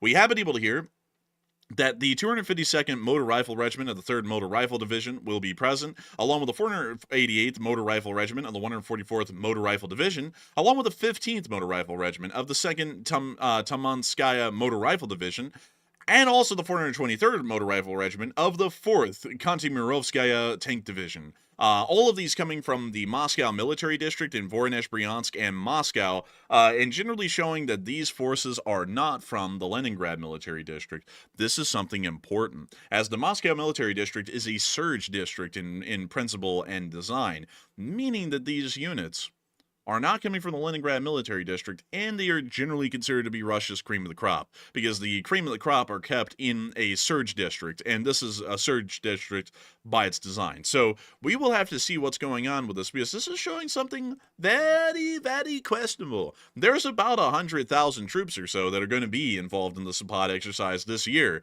and that is large enough that could pretty easily conduct an invasion of the Suwalki Gap. Not really an invasion of the Baltics per se in full, but definitely an invasion and attempt to hold the Suwalki Gap as long as possible, while other Russian offensive forces attempt to take the Baltic states. But Matthew, what are people thinking about this, and what are you thinking about it as well?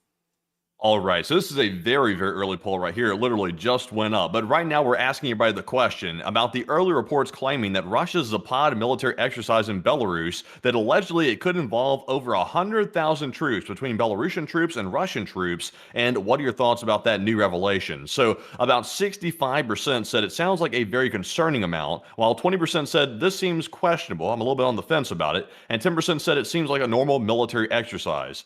And I'll admit, 100,000 plus troops, that's concerning, because when you really look at the previous wargaming projections that have previously been done by U.S. think tanks, the Baltic war games found that about 30,000 to 50,000 well-prepared Russian troops could overrun Estonia and Latvia's capitals, allegedly in 36 to 60 hours if NATO's forward defenses are minimal. So, 100,000 troops is well over the predicted amount that's needed to take over the Estonian and Latvian capitals. So when you think of it from that perspective, this starts to look like a very, very concerning development. And I would agree with the 66%. This is something to watch very closely, because considering the fact that this could be a prelude to an invasion of a Baltic state that could catch NATO slightly off guard, that is something to definitely watch. But Enforcer, what say you? I would have to say that this is a concerning amount.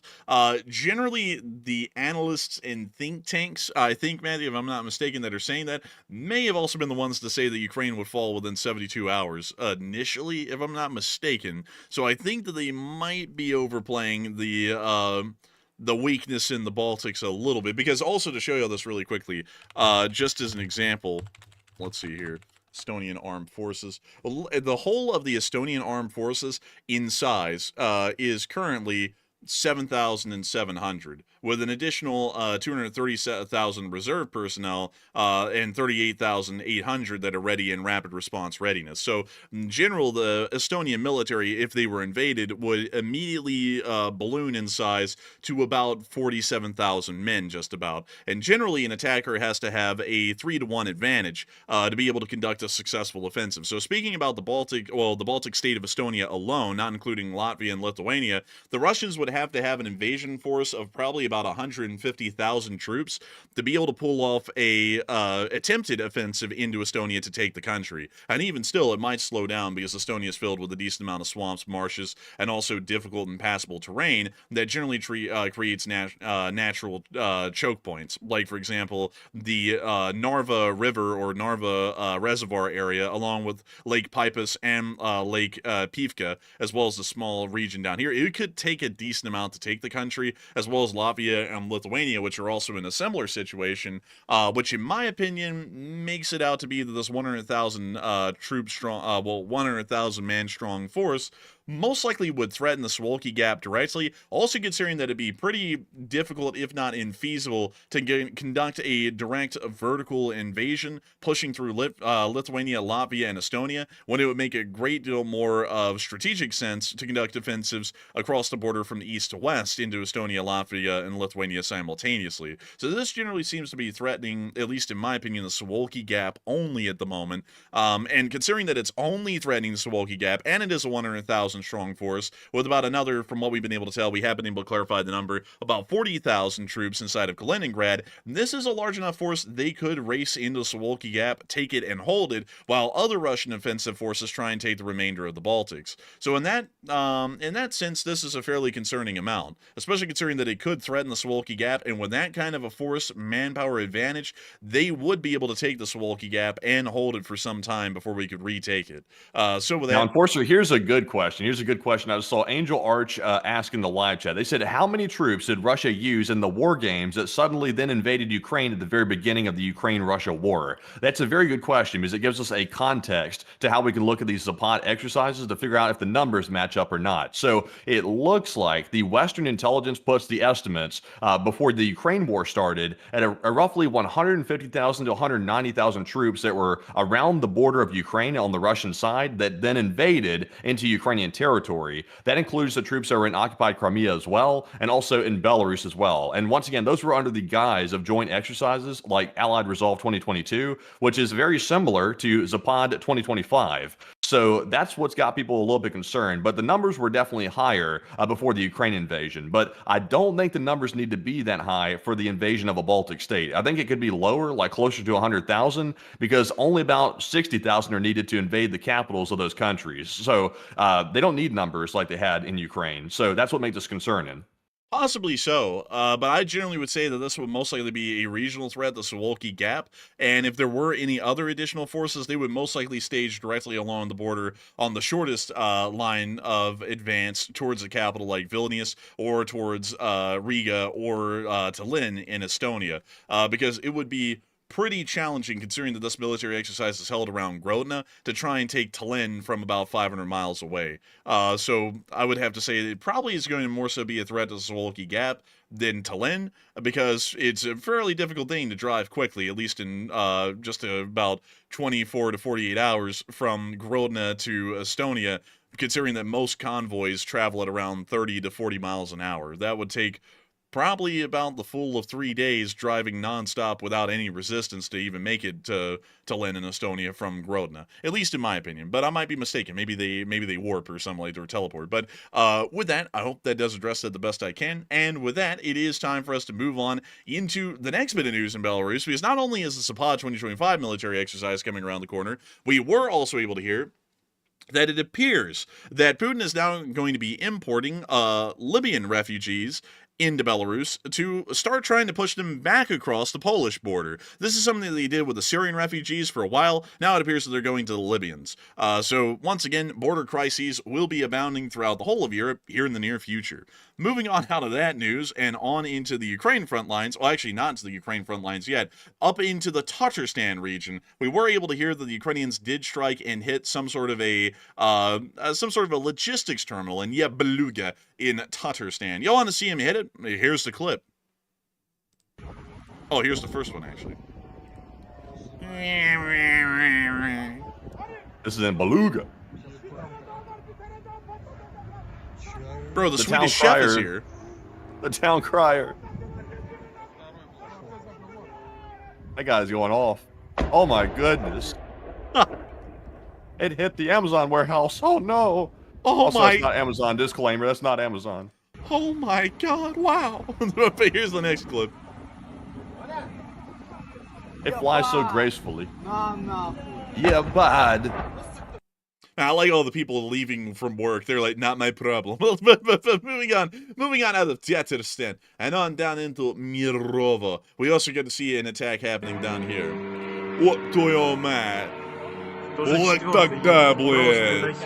Раз не, блин. But anyways, as seen in that clip, very nice to see, and it does show that another attack is happening in Mirovo. Now, finally moving to the front lines in Ukraine, considering that we've had so much news to cover today, we are going to be moving on through everything that's been happening here. First off, we were able to hear that the Russian commander of the Sumy offensive has been removed. Alexander Lapin, seen here, who generally looks like one of the evil generals in Star Wars, has been removed, and he's now being replaced with Colonel General Yevgeny Nikiforov. This is likely due to Russia losing 3 battalions during the liberation of several villages in the Sumy region by the Ukrainian 225th Regiment. For the Ukrainians, this will mean increased attacks in the north of the Sumy region. Moving on from that, we also were able to hear that the 47th is continuing to build drone netting over all the roads to try and stop the Russians from being able to attack their logistics. Pretty neat stuff to see. Moving on from that and down into our location unknowns, we got to see some Ukrainian soldiers with refurbished AKMs. And boy, that wood is shining. Whoo! Man, impressive stuff right there. These, honestly, man, these kind of look like the American AKs that they sell in, like, gun stores, the ones that are like $900 or something like that. They're almost looking like that at this point, brand new. They put that mop and glow on the back. Bro, they got that armor all on the dash. but moving on from that, we also get to see a drone cradle being tested by the Ukrainians with a trap remix in background. This is autonomous drone vehicle. It drives out into field with dozens of FPV drones attached, and then it does the unthinkable. What it does next will shock you. Click more to find out. The drones take off, and they fly away to attack something. It's a little wild to see all the innovations that the Ukrainians are making in drone warfare. They're very creative on this side of things. Also, by the way, Robert Planting said, I like the way you aggregate the news and to the audience for interest via polls. I'm glad you caught that, by the way. I try to write the polls that way so we can kind of tie multiple news stories together to like paint a bigger picture of it. So I'm thank you for that. I appreciate that. That's a very good compliment right there. Yes, thank you very much. Matthew does work incredibly hard on that. And there goes the next launch of drones. Look at them go, Blade. Well, off they go into the wilderness. Oh, I take that. I take that. But moving on from that, we also got the Russian cash report. And the losses were juicy today. Oh, we were able to hear. Oh no record keeper from Miss Disa. What? Where's Miss Disa? What in the world happened? What happened? But unfortunately, it does not look like Miss Disa Keeper of the Records post is popping up at the top. And I would scroll down to see if it's somewhere in there, but Twitter comments, you gotta be careful on those. Those can get wild. But moving on from that, we were able to hear that the Russian casualty report was pretty significant. 940 Russian soldiers wounded and killed over the past 24 hours, along with one APC, 125 supply trucks, 5 main battle tanks, 41 artillery pieces, 147 drones, and 1 anti-aircraft warfare system.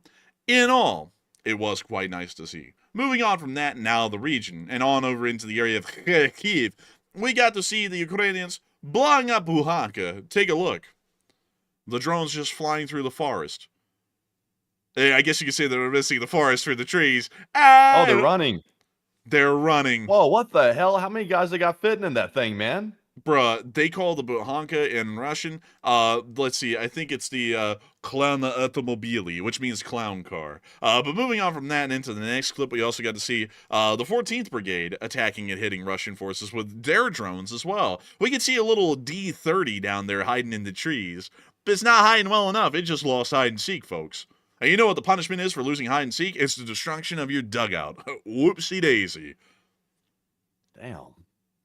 Hey, you wanna see something cool, kids? You wanna see this hedgerow disappear? Or the Starlink terminal get blown to bits? Well, here you go. And there it goes, it's gone. Look at that. I wish I knew the Russian word for clown. Wait a minute, I know. Putina automobili. That means clown car. But anyways. I mean, the Putin car. Well, you know, Matthew, think really quickly. Who is a clown in Russia? But does the words mean that? No. It does not, sadly. But moving on from that, we also did get to see them striking some Russian positions in the GUR. Take a look. This is the Nexus unit of the GUR. Some people go, why are they called GUR, Blade? They're called GUR because they're brave like tiger. We can see them continuing to hit the Russian forces and the drones. They're knocking them out. Russian drones are getting markedly cheaper looking as the war keeps going. It's like made out of styrofoam, PVC, scrap bits. It doesn't even really have like an enclosure on it anymore or anything. Yeah, it's like these things, if they get rained on, they're out of service. How janky. Man, how backwards. Gulp. I have a stammer. I gotta say this, I have a newfound appreciation for how well the Ukrainians have adapted to drone warfare because I saw a video today of the US Army and the cavalry scouts working on drones like this, and they sort of like made it very clear that it's not as easy as it looks. So I think we've taken the Ukrainians' expertise at this for granted. I have to say so, honestly, because I also tried to take a look at that clip, Matthew, before the show, and I was like, eesh, I was like, yeah, we might be a little bit behind. I think so. I think the right move. I was talking to the enforcer about this earlier. The right move is not to 3D print our drones because the Ukrainians have done that. But I think the amount of drones we just need to buy like mass amounts of like well manufactured frames and then just put the components on them because I don't think 3D printing with small batches is going to be the way to do it. We need injection molded parts to be able to build out the drone from. That's what we need. Lots of them. Indeed. But moving on from that and on down into the area of Crimea, we also get to see the 63rd Separate Mechanized Brigade taking out the Russian drone. Look, they ram it. Hit it, Vadim. Bink! And there goes the drone. A Russian drone now gone. Oh, look, this one tried to run away. Oh, look at that. Get back here. And they get it right back. And in a second, they go, whop, bink. And they get it. Bink. Well, that's the end of that clip, but impressive work by the 63rd. Give them hell, 63rd. But moving on from that, we also got to see the Russians getting hit by the 30th Mechanized Brigade in Solidar. This is a mortar position. And I guess you could say that the Ukrainians are about to cement the Russians into their position with a mortar. Like a brick in the mortar. That's something in Russia that's in a short supply is brick and mortar stores, brick and mortar buildings, a brick and mortar economy, brick and mortar banks, sort of in short supply, brick and mortar. Brick and mortar. They say it's something, an old-fashioned word, brick and mortar. You can't have one without the other. You have to have both together like peas in a pod, like, they say, brick, mortar. Like peanut butter and jelly, and everyone says, oh, the peanut butter and jelly shot, it's really scary. And honestly, I kind of liked it. It made my arms swell up, made me look like I had a little muscle over there. It's like a little tumor almost. It was a tumor, but anyways, we can see the Russian mortar position continuing to cook as it gets hit by further drone. But that's the end of the clip. And moving on from that area of front line and further on down towards Toretsk, we also got to see the 4th Brigade memeing their way into destroying a mortar pit. I've never seen anyone edit in a meme like this quite before, and I can't play the audio because, of course, it's copyrighted. But we can now see the Russians literally popping up in a trapdoor, pretty much opening themselves up to bombardment and business. And it didn't really work out too well for them. Oh, dear. Oh, is that the mortar? Oh, is that the drone? Oh, well, there goes the mortar. Oh, well, then. You have to understand, Vadim, it's very important that we open up the trapdoor to our hidden mortar room so that way they can see exactly where it is placed. Like, a great idea.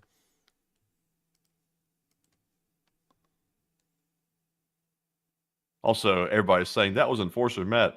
That was a minute ago, actually. I think people have gotten us confused, but I think we've gotten our impression down so pat that nobody can tell the difference between who's doing the impressions anymore. It sounds like the same person doing it.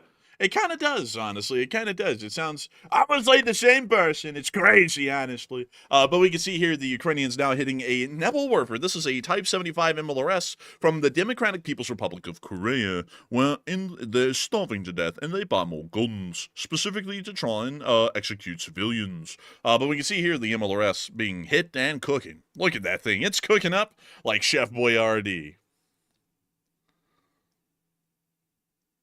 And here comes Man, the they next know how to cook. Let them cook. Anyone can cook. Like, and they make it true here in Ukraine.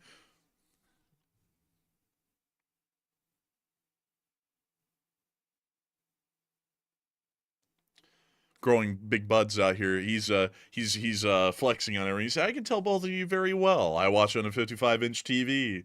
Well, aren't you? Like, I don't even have a TV, actually. All I have is this computer. Now I sound broke. But anyways, moving on from that and on from that clip and into the next one. We also get to see this Ruski tank destroyed by Ukrainian fire. Here's a Russian tank.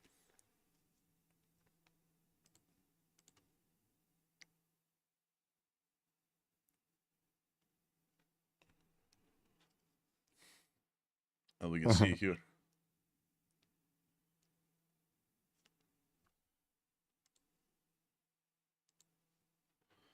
One tree line to go, please. Take out or here? I'll have it here. You got that 2-for-1 special running? Man, they got that surf and turf. You're going to be surfing on the breeze of the shockwave, and you'll be slamming into the turf not before long. They got that Orc and Turf. Sounds like a pest control company, but that's not what it intended. But, you know, Orc and Turf, you know, $40 a plate. Get you some pulled orc and a little bit of turf. I don't know what the turf, but what the hell does the turf part usually mean? Steak. It's steak? Yeah. How the hell did you get steak and meaning turf? What the hell? I don't even know. Like, how the hell did they get surf out of seafood? I don't know. Like, I get that one. I mean, surf, you know, like water, but turf, I'm like, you know, I don't have my steak laying on the turf usually. Well, I mean, you know, you usually don't eat your seafood plate, plate in the wave either, you know? Like, you know what I mean? But like, you get the seafood out of the sea where the surf is at. But you get the cattle, Matthew, out of a grazing pasture, which is made up That's of not turf. Well, technically not, but you're ruining the rhyme, Bliet. Also, I know cows eat grass, by the way, but grass is not turf. That's just like, you know, wild grass or something. You know, turf. Turf is what the homeowners association makes you mow. And honestly, I don't understand why. But beyond that, we also get to see here the Ukrainian drone targeting and hitting a Russian BM-21 Grad near to Pokrovsk today as well. Take a look at this. And folks, cows eat grass?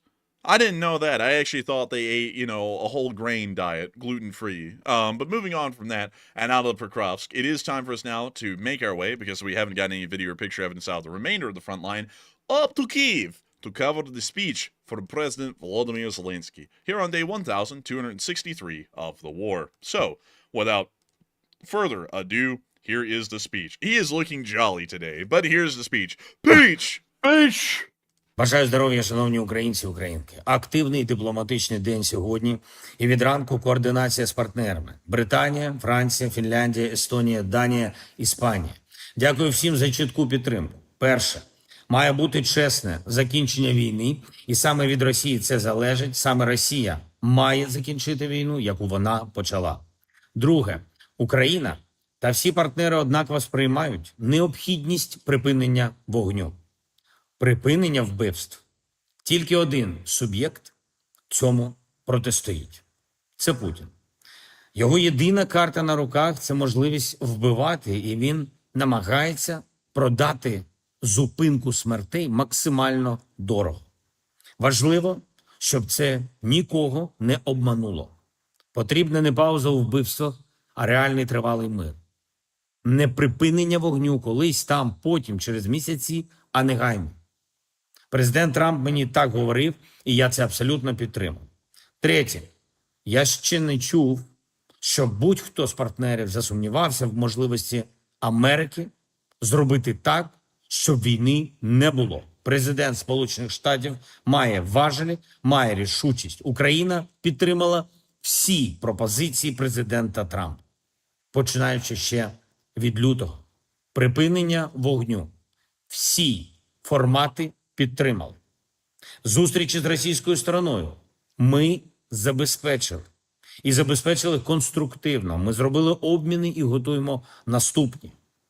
Вже більше розуміння щодо списків. Розраховуємо на результат.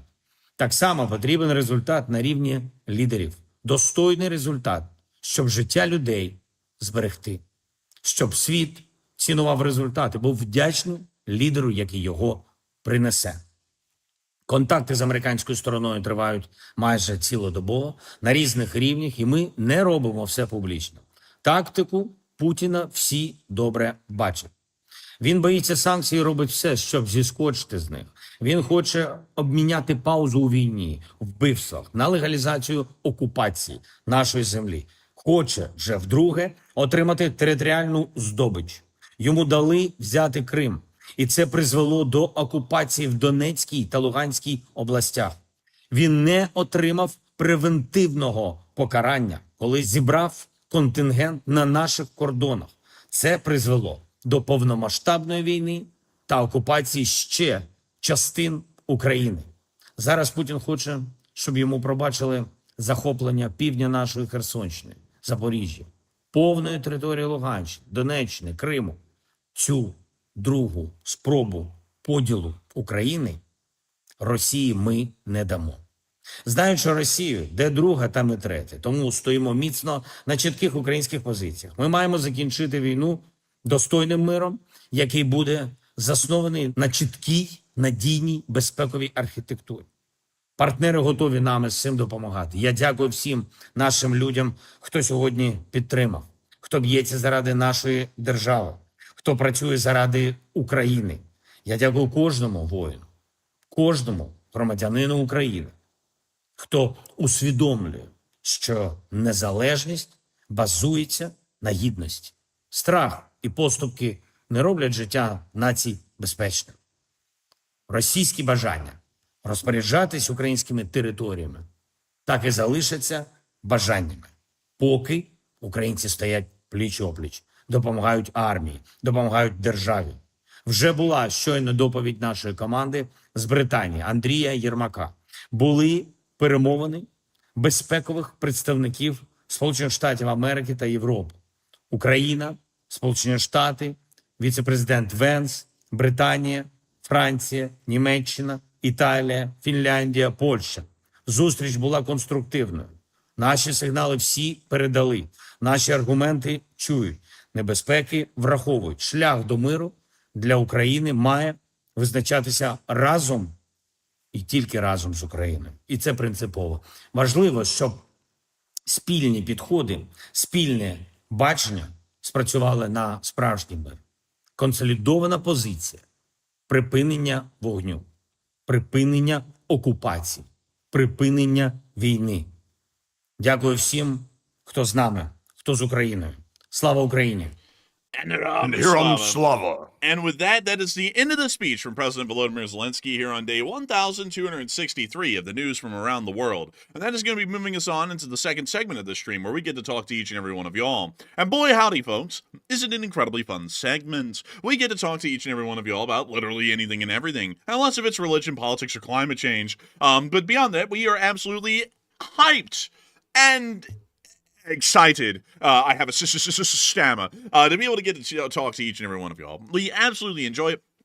And we love to do it. And tonight, it is chock-a-full of all kinds of fun and interesting things that we get to talk about. We get to talk about what's going on around the world. We get to talk about where y'all living, what y'all eating, what y'all sleeping, what y'all doing, what's in history. What kind of a train is your favorite? What kind of planes are your favorite? Maybe a little bit about flying. Maybe a little bit about driving. Who knows? You know, anything and everything is on the table for the question segment because the news is over. We have covered 2 straight hours of news. And now at this moment, we get to sit back with all of y'all and thank y'all for your time by getting to hopefully talk to as many of you as possible. But before we get to talking to all of you, I do understand that we have talked to y'all already in the form of a question that was presented to all of y'all earlier about the claims by the Ukrainians that the Russians are launching a major attack on the Donbass. And Matthew, what are people thinking about that? And what are you thinking about that as well?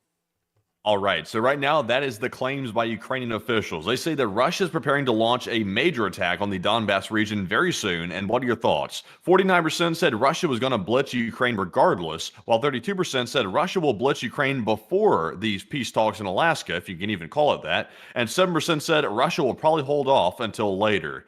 And it sounds to me like Ukraine probably is telling the truth here on this one. Russia has been gearing up for these summer offensives, and it would make sense to see one being pulled off in the Donbass. And also, in my opinion, it would make sense for Russia to pull that off now before any talks take place, because that would try to give Russia some sort of leverage in these negotiations, which will probably end up not taking place. But that's the theory behind the attack, at least in my opinion. So I'm with the 32%. But Enforcer, what say you? I'd have to say, in my opinion, I'd also be with the 32%. The Russians are most likely going to begin their offensive before peace talks would even begin, because they'll like to try and start them from a position of strength to try and make their enemies believe that they'll lose anyway, so might as well just give it up now while they have the chance. That's probably what they're going to be doing, at least in my opinion. So I'd also have to agree with the 32%. And so with that, it is time for us to move on into the question segment itself. And so with that, I hope that does address it incredibly well. And also, I see someone saying, I just actually learned y'all are actual brothers. I thought you were saying brother to each other because you were also a Warhammer 40k nerd. I know that everyone, all like the Space Marines, in the Adeptus Astartes, do say brother to each other, but we are actually brothers, because we are brothers. So I hope that was a shock to you, because a lot of people are always like, tell us, what is your relation to each other? And we're brothers. I mean, Matthew is my older brother. I am the younger brother. We are brothers, born from toil and suffer. So I hope that does address that the best I can. And with that, Matthew, what do we got in the question segment? All right, so jumping right into our questions, our super chats first, our live chat second, and then our Morse code decoders, we have another massive support here. Also, by the way, let me answer this question real quick. Someone asked us. I always like to address this one because I want to make sure this is clear up front. Christian said, Enforcer Matthew, do you guys have a military background?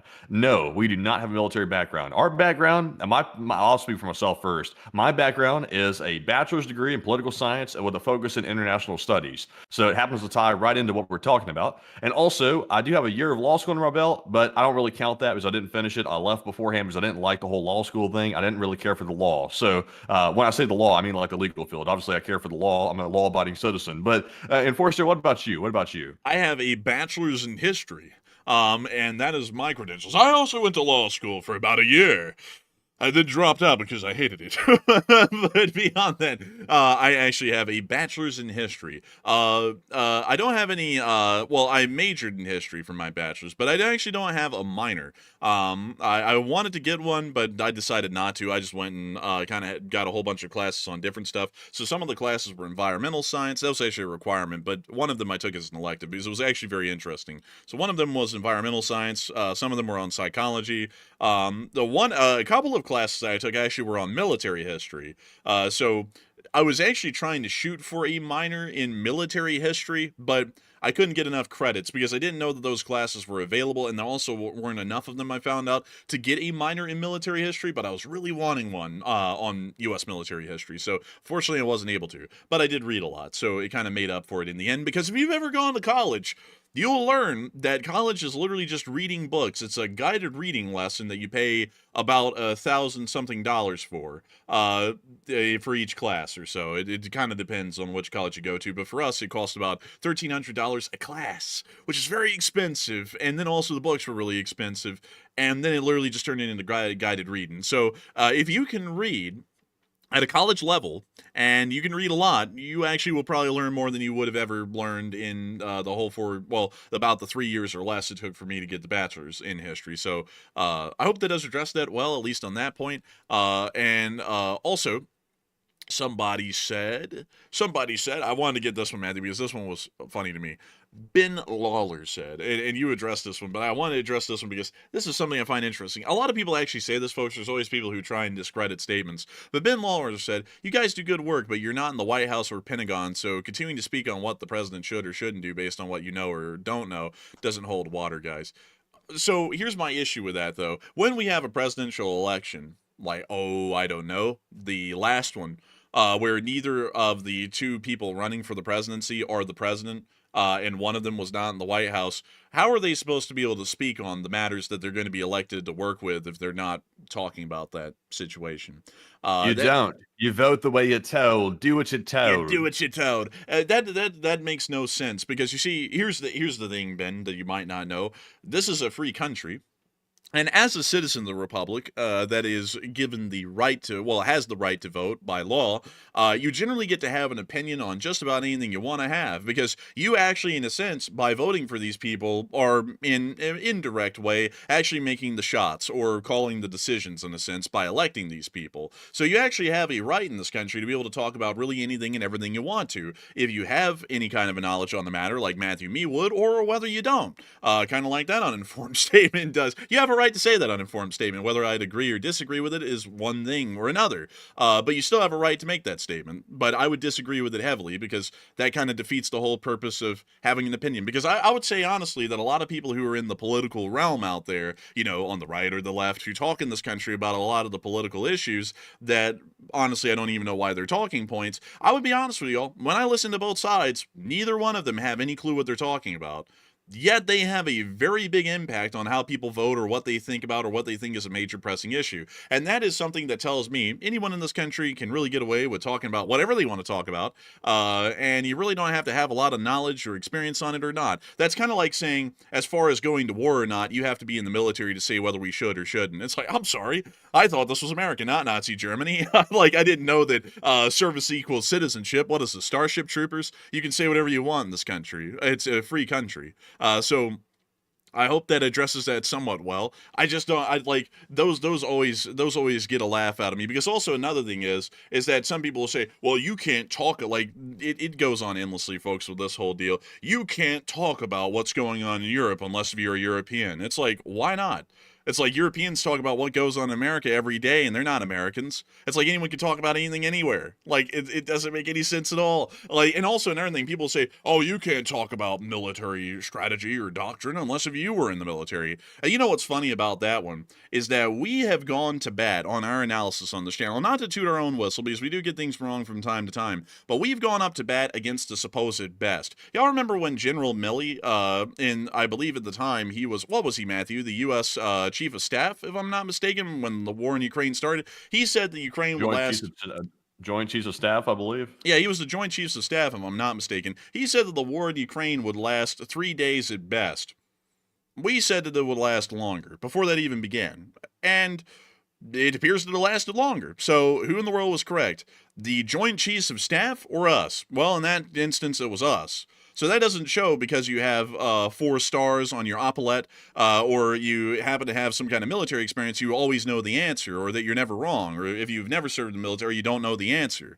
You can know the answer if you read enough, and you generally work with a decent kind of a mindset where it's not just working off of fantasy, and you work in realistic, measurable things or instances. You can generally come up with those sorts of answers. Or, for example, some other things, we could sit here and go on the analysis until the cows come home. I mean, literally, you just got something right yesterday. We said, is the president going to waffle or not on the August 8th deadline? I said yes, and he did. I said, we should do this, but he's probably not, and then that turned out to be the case. So it's not really like you have to be an expert sitting in the White House, like you're the president or something, to be able to talk about what we should do in foreign policy or what we should do in national defense or national security. As long as you have a decent understanding of how it works, you can talk about it however you want. Hell, you don't even need a decent understanding. It's a free country. There's no metric or demand in this country that by law you have to have a specific requisite of knowledge to speak on something. You could be a fool and talk about something, and in this country you have a right to do it. So with that, I hope that addresses that well. But with that, we are on to the next one. All right, so now it's time to jump into our super chats once again. And our first one here goes to I totally lost my train of thought there for a second, but this one goes to LC39A, and he puts in a $122 donation. And thank you very much, good sir, for the second massive support of the night. LC39A coming through like crazy on the support. He said Ukraine is corrupt because of Russia, and they learn from the best. Honestly, they are. Like, that's actually true. They are corrupt because of the Russians. The Russian Empire and the Soviet Union taught the Ukrainians that the only way to win in a Russian governmental system was to play the system like a Russian, which is to cheat and pretty much conduct limitless corruption.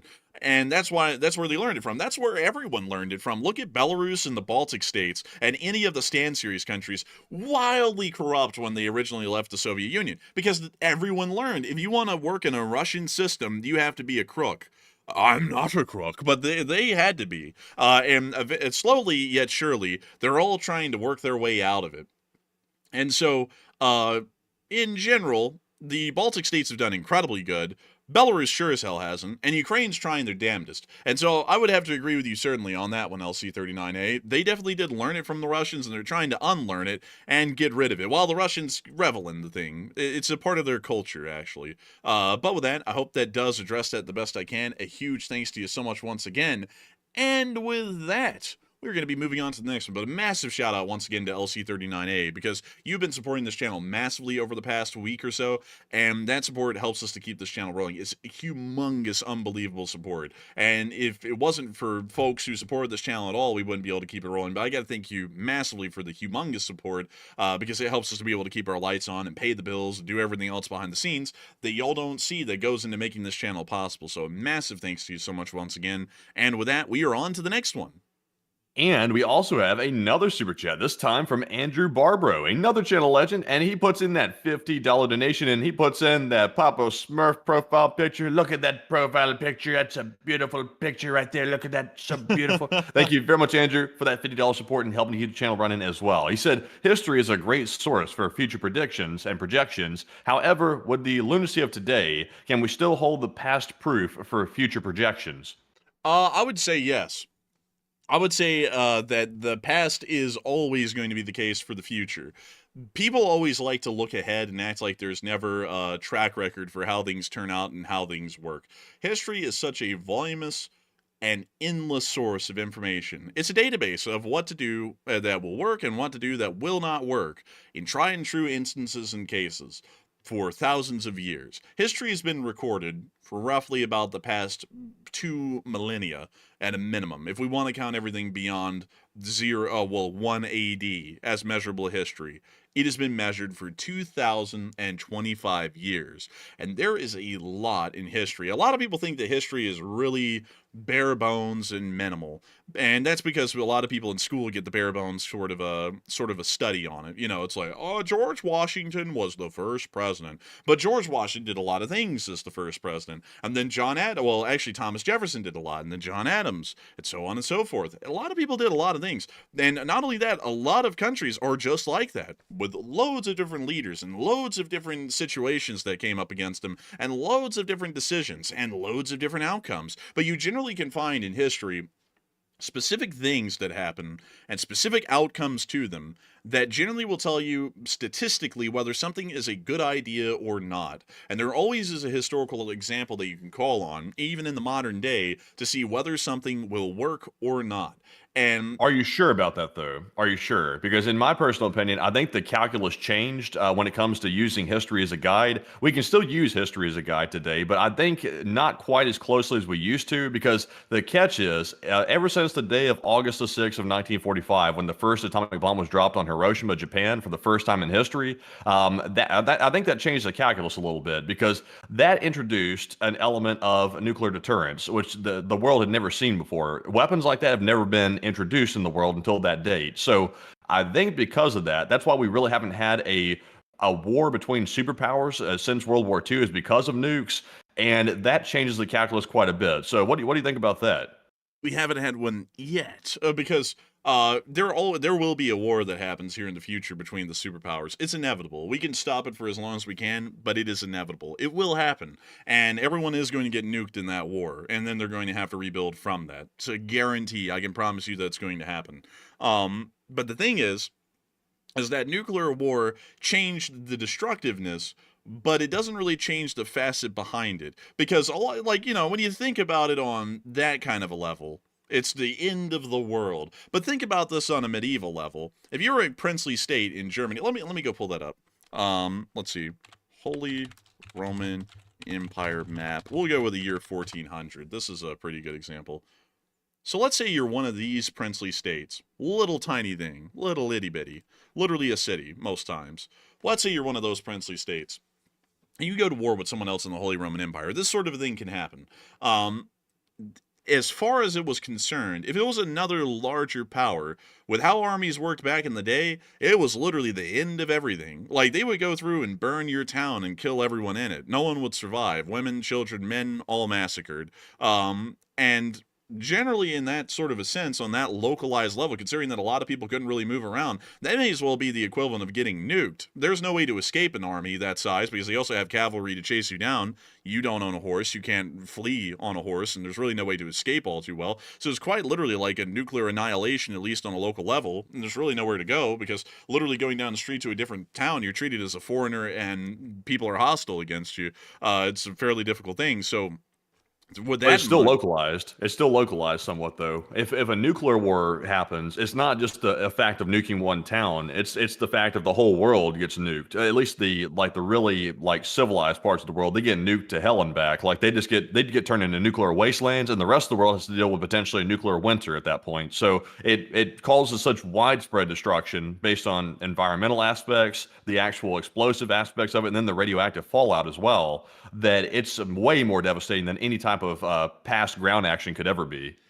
but the thing is though is that like I think you and me are looking at it as a little bit different because of the scale. Because let's say you're in this little town, right? Well, actually, this is about the size of a medieval town. Let's say you're right here. You grow up here. Like back in the day, there's no such thing as travel. Hardly anyone ever traveled. It was very rare and no one did. So most everyone who lives in this village has only ever seen this village and the fields around it a little bit, but nothing beyond that. This is the world for these people.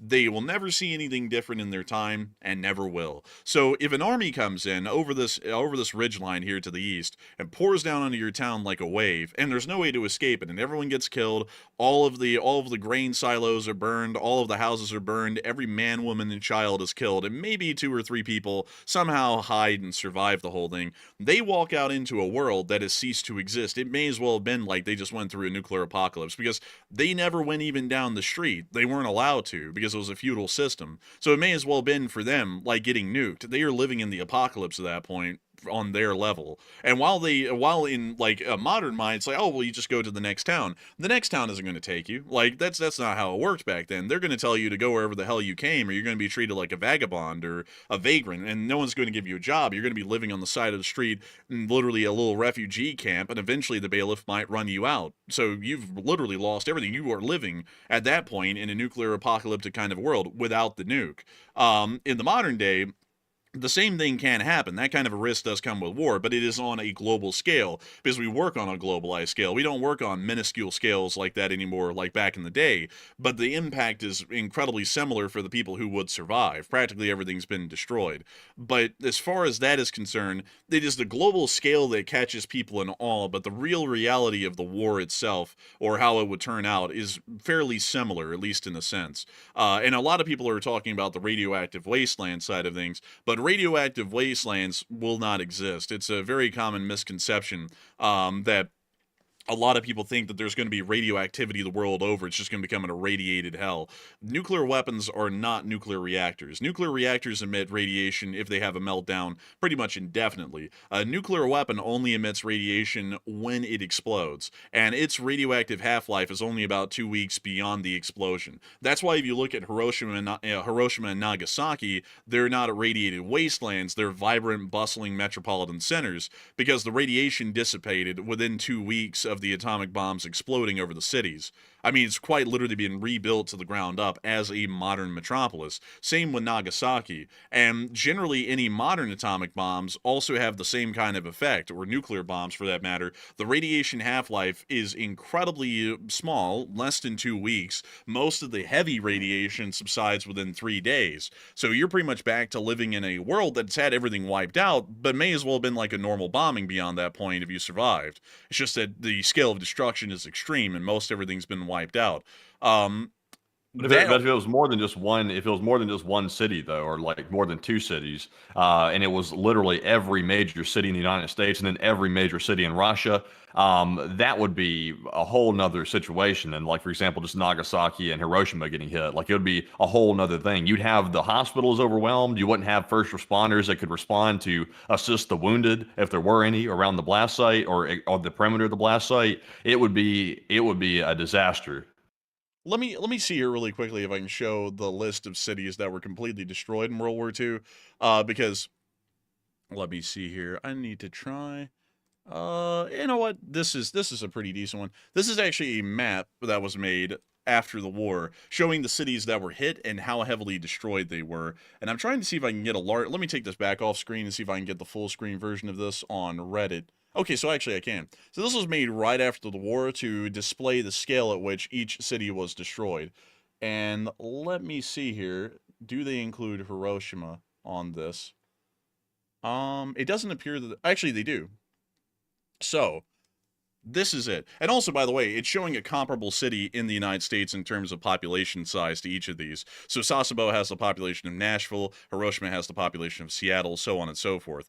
The nuclear bombs, the atomic bombs that hit, which were not as big as the atomic or nuclear weapons that we use today, only destroyed about 41.8%, or about, let's see, 35.6% of Nagasaki and Hiroshima each. But as far as the kind of wide sweeping scale of destruction that would happen in the United States or the Soviet Union or Russia in the modern day in a nuclear exchange is very similar to what the U.S. Army Air Corps did to Japan in World War II. I mean, look at how thoroughly destroyed most of these cities were by American fire bombings alone, not just the nuclear bombings. Tokyo, 39.9%, the same size at the time as New York City.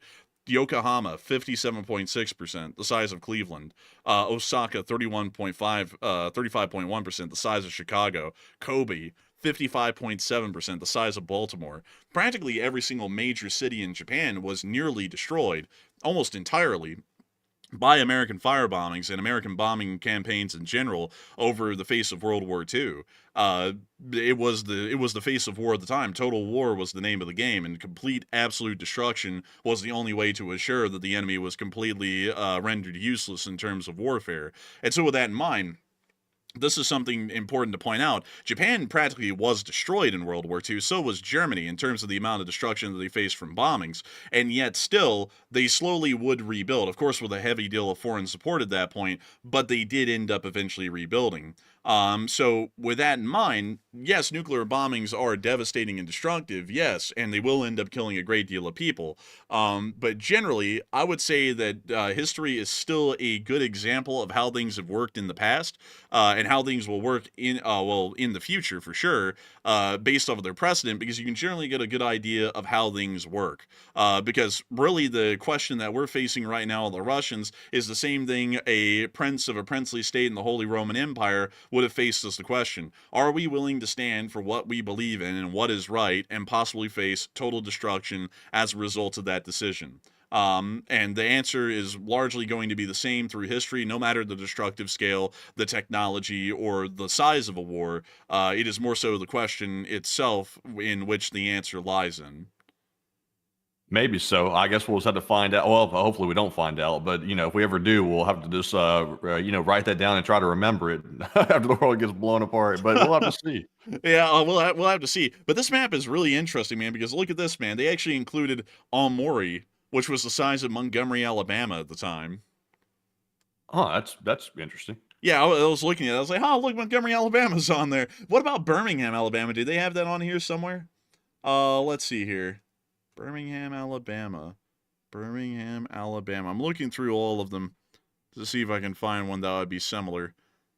I don't think I see it. Yeah, I don't think I'm seeing it on here.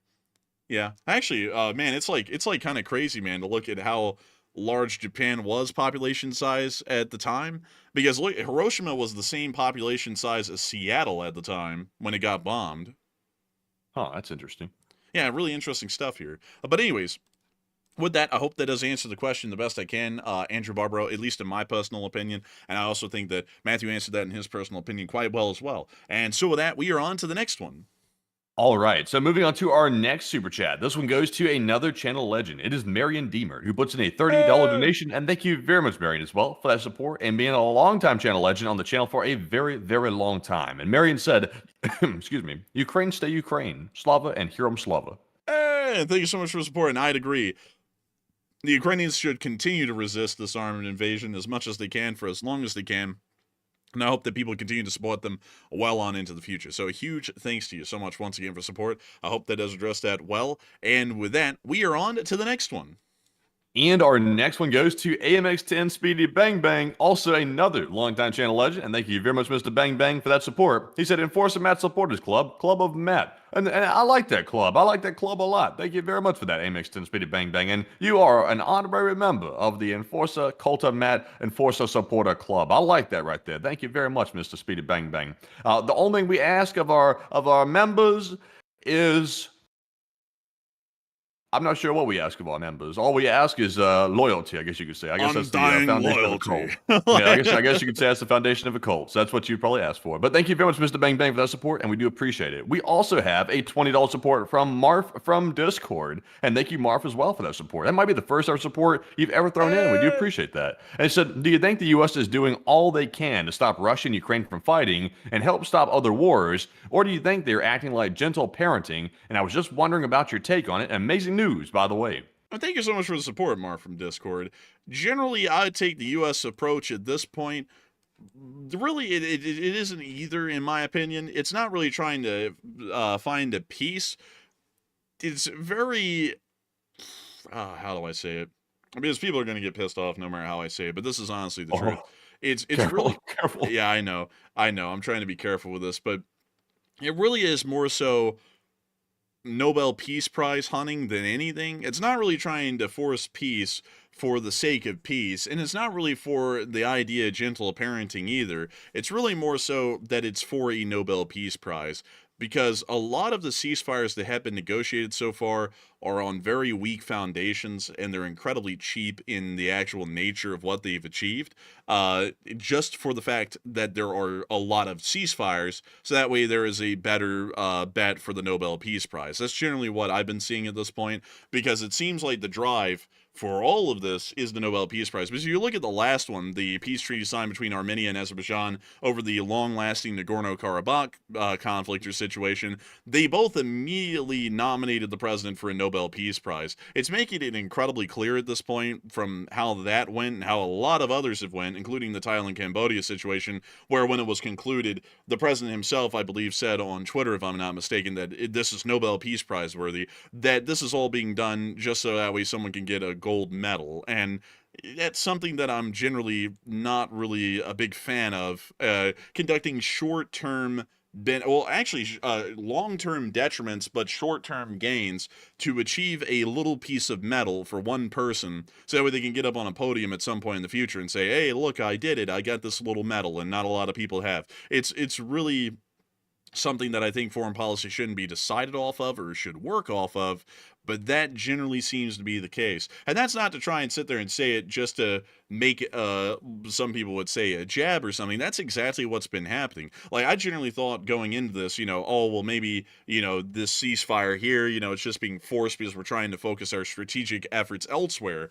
But then the other places that these strategic efforts would be focused in, those same cheap attempts are being made. And so it's showing that that cheap ceasefires weren't being made just for the fact of focusing our resources and efforts elsewhere. They're all being made everywhere around the world all the time at this point to try and position oneself better to win the Nobel Peace Prize, which is a pretty lame and self-serving way to run foreign policy, because to win one person a medal, we are jeopardizing the national security position of 360 million people, which is not really something that I like the prospect of too much, and it seems very selfish more than selfless, which generally a leader in the foreign policy realm should be selfless more so than selfish. We should always be thinking about the benefit of the nation and the benefit of the republic and its citizens more so than the benefit and enrichment of our own self-image. So I hope that does address that the best I can, at least in my opinion. But a big thanks to you once again for support and helping this channel to keep on running. And with that, we are on to the next one. And our next super chat goes to Luis Felipe, and he puts in a $20 donation. And thank you very much, Luis, for that support once again, and also helping to get the channel running. He said, I have a feeling this meeting in Alaska is going to not happen. And I love the channel, and I see almost every day since the beginning, and I love specifically the small report. And keep up the great work, and cheers from Portugal. And also, I don't know how to say the last word there, but thank you very much, Luis. And Enforcer, what say you? I gotta thank you so much for the support, Luis Felipe. And I gotta say, I hope that it's not going to happen. I think it would be ridiculous to bring Putin to the United States and have him step on American soil. I don't think that he should ever be given the privilege to step on anything that's a U.S. overseas territory or U.S. soil. So I hope that it does not happen just simply for the principle and merit of it. But beyond that, I do thank you for the support and helping this channel to keep running, and I hope that has addressed that well. And thank you so much for the kind words all the way from Portugal. Really neat country, actually. So huge thanks to you so much once again, and we are on to the next one.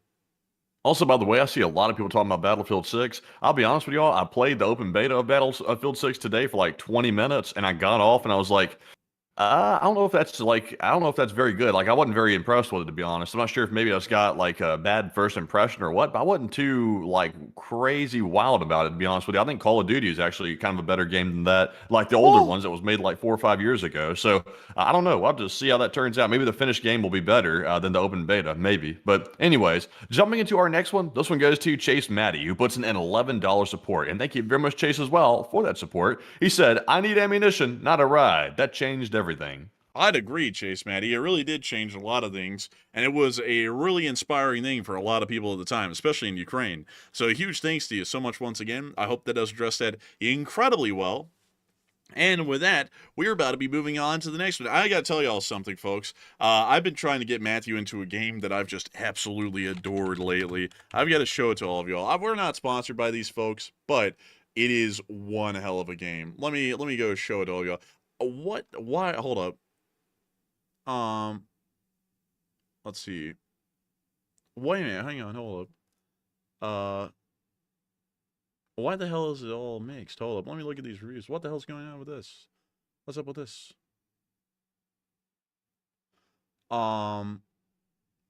Okay, so people are review bombing it. I had to look at that really quickly. This is like, what the hell? So anyways, this game is Broken Arrow, and it is so cool. It is basically a top-down strategy game where you run, I believe the best way to be describing it is about a battalion-sized, maybe even a brigade-sized element. I think it's more a battalion-sized element probably on the battlefield, and it is really, really cool. It's absolutely neat. Like, just to show you a quick little clip of this, because it's like free advertising for them, so I don't think they complain.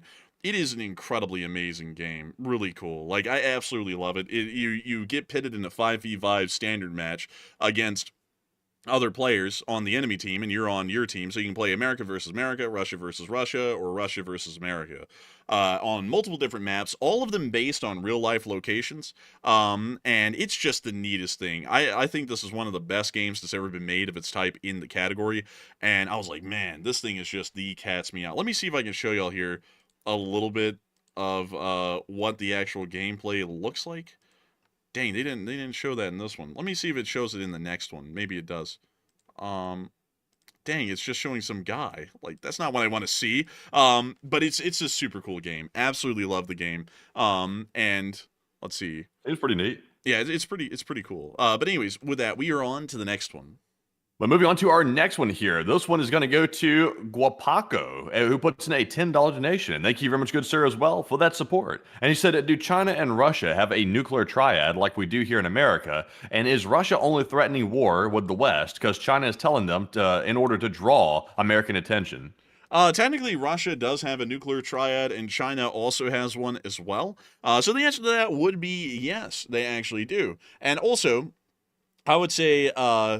I would say Russia isn't threatening war with the West because the Chinese are telling them to. They're more so threatening war with the West because they're wanting to realize further territorial ambitions in Eastern Europe, and that is an extension of that. And so with that, I hope that does address that the best I can. A big thanks to you so much once again for support and helping this channel to keep on running. And with that, we are on to the next one.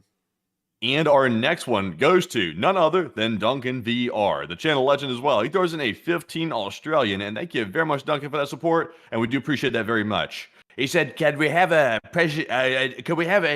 impersonation contest? I can't tell if Matt or the enforcer is doing that voice. Some say that voice is heard around the world, but some say they really don't know. It's an old-fashioned concept, listening. It's old-fashioned. Some say they've heard of it. Some say they haven't. Some say you gotta chum up to people like Vladimir Putin because they know what they're doing. They're not messing around. They're not jerks." You gotta be careful with them. Careful, I tell you. They're razor blade sharp. But what did your sword say you? I gotta tell you, that guy, he's a really funny guy. He does a great voice like me, great voice, but nobody tops the real OG, the real Donald. Everyone says, Rosie O'Donnell, but nobody knows the real one. The real one's me, and I go around the world saying, hey, give me a Nobel, give me a Nobel. I had a bellman, but I never had a Nobel. I've never heard of that one. I like to have it. Give it one to me. I like one for free. Maybe an extra one. Maybe two of them. I would like to have a couple of them. I actually wrote my own book. I call it No Bell, Two Bell, Blue Bell, Red Bell. I call it, it's a great book. It's a wonderful book. And I love to give it out to people. I give it out to people all the time, and they go, sir, this is the greatest book I've ever read. And I go, it's a wonderful book, the greatest. I know how to speak very well. They call it speaking well. Some people call it elocution, but that sounds stupid. And that sounds like something that little eggheads would say, like little Rubio. Wait a second. Hold on. Slow your roll. Stop right there. Listen to what I'm saying first. We have to be careful about what we're doing in this country. Have you ever considered buying a Tesla? You gotta buy a Tesla. You gotta buy a Tesla. Wait a minute, you shit on me? Screw Tesla. Cancel all the contracts. We're not buying them. Not a great thing. Not a great thing. But beyond that, I also have to say on top of that to everyone that we have Bigly Books. Bigly Books. We're opening up a new one. It's gonna be like Bucks a Million, but even better. It's gonna be Bigly Books. They're books that are big. They have one word on each page, so that way you can really read it. It's a lot of reading. 10 pages. 10 words. It's a great deal. But I gotta tell you. You gotta be extra careful. You gotta be extra careful. Some say that you have no cards in the deck. Some say you got handed an Uno deck with no reverse cards. You gotta be very careful. You gotta go forth in the world and remember this.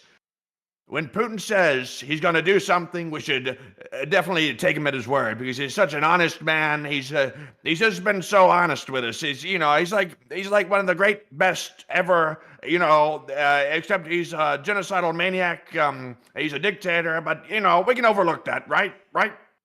I gotta be honest with you. I don't really know a lot about foreign policy, but one thing I do know about is the economy. The economy's never been better. Some people have been saying, what are you doing? You're taking people out of their jobs. You're shipping them across the border. And what I've been saying is, no, I'm not. Look at Rubio. He's got 4 jobs. He's never had more jobs in his life.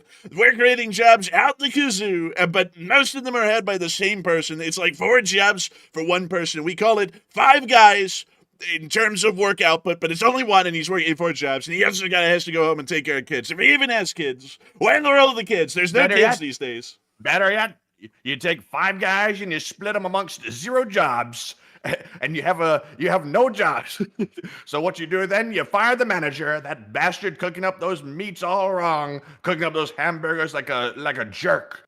You fire the manager, your 5 guys have 0 jobs, and you say it's a big win. It's a big victory. Some say the biggest success the 5 Guys burger joint's ever seen. And someone said, what about the files? Are you still talking about that? That was like years ago. What are you talking about? That's just not even real. What are you talking about? That's ridiculous. There's no such thing. List. I've never heard of that. I've heard of people having lists. That's where they talk a little funny. They talk and they slur the S's or whatever. Something like that. I don't even know. But beyond that, I do have to say that it's absolutely ridiculous what's been going on in this country lately. Have y'all looked inside of the country lately? Have y'all seen what's been going on?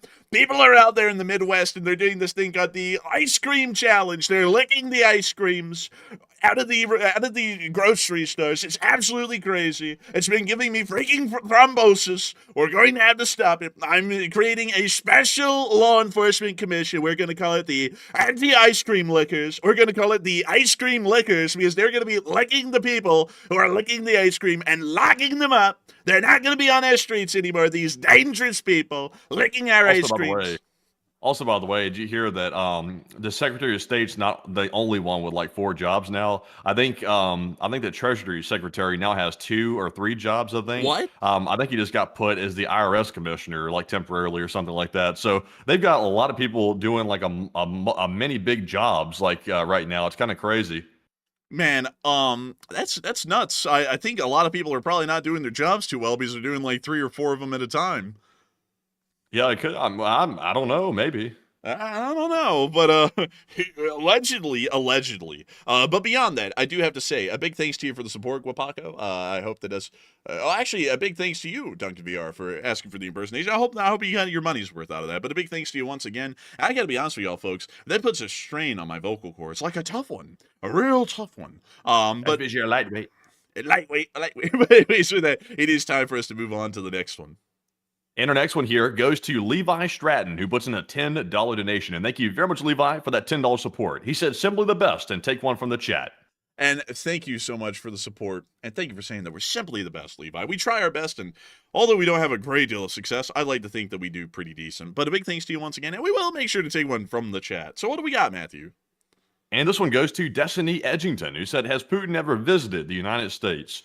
And yes, he has. I think the last time he was here, I believe, was when he visited George Bush Jr. on his ranch in Texas, and he got driven around the F-150 around the ranch. So I think that might have been the last time he was here. I think maybe I don't think he came here during any of the presidencies beyond that. I don't think. But what do you know, Enforcer? He's come a couple of times. He's visited the United States of America 7 times in his life. 7 times. That's quite a lot. That's quite a lot of times. But when did he visit? I don't even know. Let's see. He visited the United States of America a couple of times. Let's see here. I'm actually trying to find out. Damn, bro. He was like Mr. Worldwide for a minute. He actually visited the United States on the 17th, 16th of November in 2001. Oh, that's interesting. No one was here for September 11th. Like Armenia showed up right after, and Finland left right before. I was just looking at that. I was like, oh, who in the world was showing up like on September 11th? Was there anyone in the country at that time? The answer's no. But let's see. In 2003, he also visited the U.S. again at Camp David, and New York City. Let's see. Then in 2004, he visited the United States again at Sea Island in Washington D.C. And then in 2005, he visited the United States again, New York City, Bayonne, in New Jersey, and also Washington, D.C. And then in 2006, he didn't visit the United States. In 2007, he visited the United States in Maine. He actually traveled to Kennebunkport, Maine. In 2008, he didn't visit. In 2009, he didn't visit. In 2010, he didn't visit. In 2011... he didn't visit. In 2015, he visited. He went to New York City. Last time he was here, apparently. Yeah, in 2015. Let's see here. 2016, 2017, 2018, 2019. Yeah, that was the last time he was here, actually. It was in 2015, so 10 years ago. Interesting. So yeah, it was quite a long time ago. It was actually more recent than I thought. Yeah, honestly, it was like a really, really long time ago. So, yeah, that was the last time that he's visited. But he has visited the United States a total of 7 times as president of the Russian Federation. So, with that, I hope that has addressed it the best I can, at least from what we would know. And with that, we are on to the next one. And our next one goes to Just Chillin' once again. And he puts in a 10 this time. He said, "Bot be gone spray," and stomp that ass. LOL. Damn. Okay. You know what? That's a good foreign policy hashtag right there. Stomp that. Man, just put that on anything dealing with the Chinese, the Iranians, or the Russians every single time. But anyways. Speak softly and stomp that ass. It's like, damn, okay. Yeah, honestly, I can get behind that one. But anyways, beyond that, I do thank you so much for the support on the Bot Can Be Gone spray, just chilling, and thank you for helping this channel to keep on running. And so with that, we are on to the next one. And this one goes to Nigel, and he puts in a 10. And Nigel said, "Is the new Enforcer HQ going to have a bunker and can't let the war stop the streams and the updates in LSA?" And I thank you for the support. Sadly, our next Enforcer HQs are not going to have a bunker. That's something that's only specific to Switzerland. Most places in the United States are not made with bunkers. So unfortunately, we wouldn't have one. Would I want one? Not really. I'm perfectly fine with being in the thermal blast radius, me personally. I think I get a good tan. But I hope that does address that the best I can. A big thanks to you once again for support and helping this channel to keep on running. And with that, you know, folks, I was just looking at this. What does the Medicine Bow Route National Forest look like? Holy smokes. Dude, there's like so many national parks and forests that you never hear about that look so nice. Look at this. That's beautiful. That is beautiful. Why'd you stop playing that beautiful music? Look at this. Bro, that Doug. They always make camping look a lot more nice than it really is. Like, that looks picturesque when you see it, but I've been camping, and it's not that nice. Man, it's not nice when the mosquitoes are, like, eating you alive while you're trying to lay on the hot ground. But, dude, this is just so nice out here. Oh, shoot! Amtrak! No way! Damn! They got dang trains everywhere. You can't escape those bastards. Yeah, you can't escape the train. Man, dude, I love it, man. The train goes through such beautiful scenery. And then there's so many statues of Lincoln around here. There was one earlier. This is a totally different one. And look at that water. Man, that it looks so clean. I bet you could drink that and probably get cholera. Look, it's Amtrak again. Dude, it's great. You can never escape the trains, man. Never escape them. I like the trains though. I think the trains are pretty fun. But beyond that though, this is a really cool place. I would want to see it one day. There's so many national parks and forests like this one. Like what's in it? That apparently, like it's just crazy the natural beauty in these places, you know? It really is crazy when you really think about it. It is just crazy. What do they have around? What do they even have, Matthew, directly around Salt Lake City? Do they have any national parks further on up here? No. How about down here? Not down here, Dugway. Like down here, the Dugway proving. How about this one? Fish Lake National Forest. This is one that's on the books for everyone. Is this that giant organism, Matthew? Like the giant tree organism thing where all the roots are interconnected and it's like one giant tree? I've heard about that, but I'm not sure if this is where it is. Google it, Jamie. Google it and see if it is, because that would be interesting to know if it's the Fish Lake National Forest. We might actually be able to drive down there and see it one day. Is that a Denver and Rio Grande caboose turned into a little... There's more of them. That's wild. I guess that's like a little, like, motel kind of a thing, maybe. Wow. No, it's called the Wood Wide Web. It's not that place. And where is it? Let's see here. Doesn't really. Oh, it says let's see, a massive aspen forest in Utah. Let's see, Pando. Pando? The hell's Panda, boy? Like that's Pando's in Colorado. They say. I see Cody Fritz said that's in Colorado. Let's see here. Where in the world is They say it's in Utah though, like on the thing. Dinosaur National Monument? What's this? Fossil Bone Quarry. Oh shoot! Look at that. Also, Bo Vasquez at Wood Wide Web. I know it's kind of a little bit interesting, but I don't know why they call it that Wood Wide Web. It's like, why do we have to tie it into the internet? Yeah. Man, let's see. I want to find that thing. What's the Grand Mesa look like? Wow, the Grand Mesa. It kind of just looks like everywhere else, really, out there. But beyond that, I want to find this thing, man. Where in the world is it? Where in the world is it? It's right out here somewhere, I bet. Ah, well, we'll go back to Utah in the meantime. What does this look like? Wow, this is like a little mini Grand Canyon. Wow. Wow, look at that. Oh, wow. Gee willikers, mister. But I think this is actually a part of the Grand Canyon. Well, yeah, that actually it might be.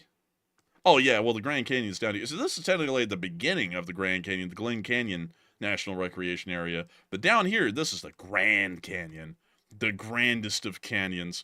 And it's grand, actually. It really is. It's actually quite impressive. But honestly, would I ever want to see it? No, because, you know, it's really, like, honestly, when you think about it, it's more so just like being in, like, a desert-like mountain range, really. It's just that it's an inverse mountain range more so than a normal one. So, you know, it's like, you know, kind of like a mountain range, really. Nothing that I'd really go out my way to see, although I'd be impressed to see it. But anyways, with that, we'll move on to the next one in the meantime, but I hope that does address that quite well, at least about the fact of it not having a bunker and also looking around the natural beauty of the state of Utah. But with that, we are on to the next one. And this one goes to White Papers, who puts in a 10 and said, you guys have a real blind spot regarding Ukraine. Chasiv Yar and Pokrovsk have been taken or are in the process of being taken, both Ukrainian and Russian sources. And I thank you for the support. We actually did cover that the Russians were making it into Pokrovsk. We actually covered that a while ago. They'll probably take the Russians about 6 months to a year to take it, and they are in the process of taking it. And Chasiv Yar has largely already been taken. That's why we're calling that the Konstantinivka front now, because it's more so a flank of the city of Konstantinivka now. So with that, I hope that does address that well, and I do thank you for supporting how this channel to keep on running. And with that, we are on to the next one. And we have a 10 from Wait What, who said, why would China look at Taiwan if they thought Russia was going to go with global nukes?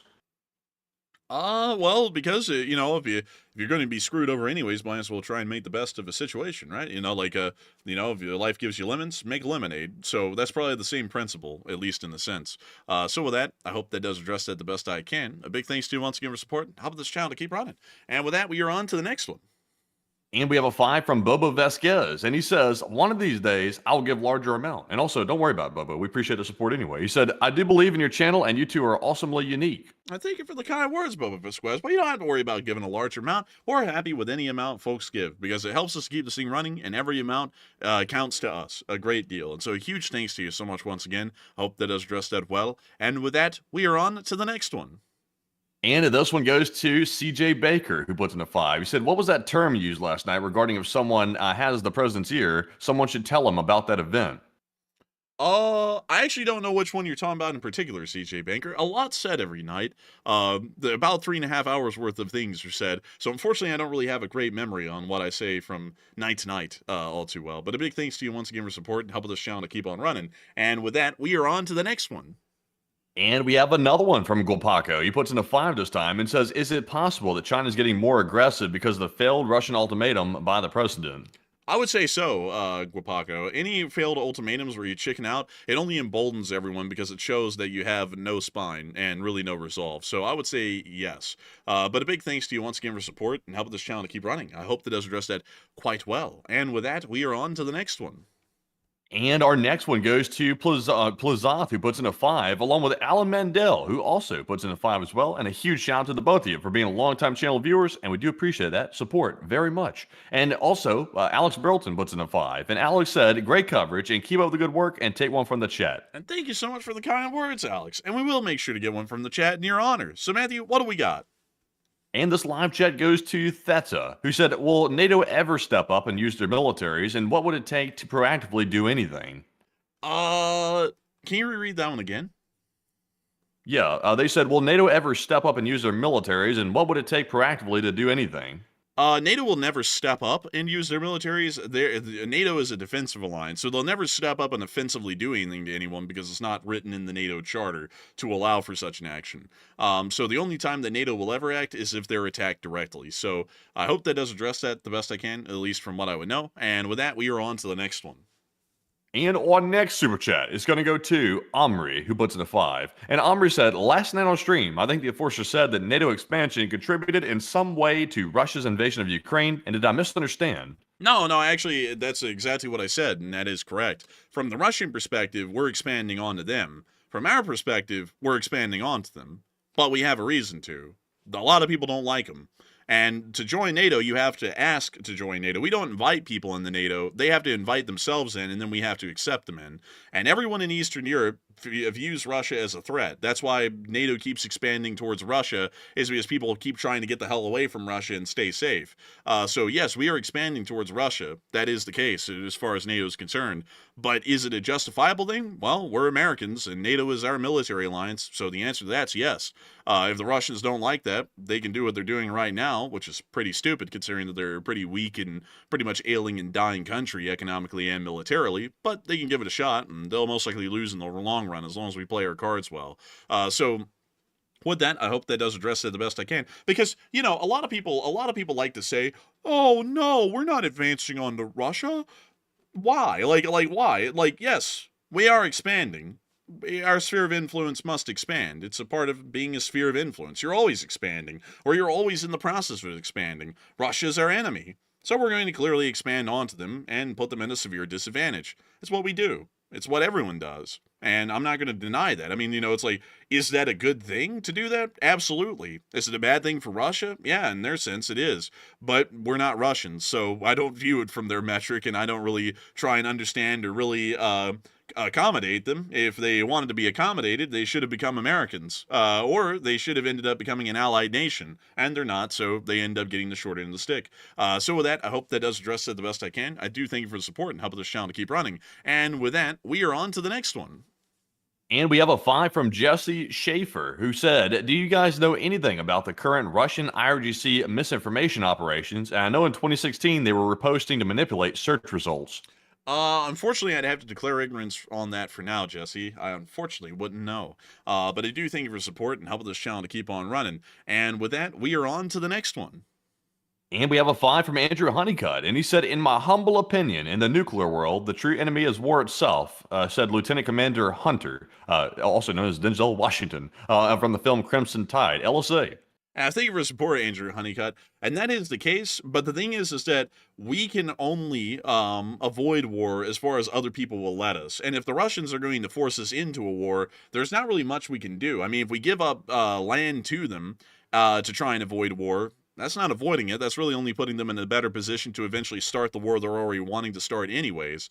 So we either face them down now while they're weaker, or we let them build up their strength and abilities down the road and then deal with them when they're stronger. So it's really more so the case with that. I would say that the enemy in nuclear war is war itself. But at the same time, if the Russians are going to force us into a war, we really have no choice but to face them down now or later. So a big thanks to you so much once again. And with that, we are on to the next one.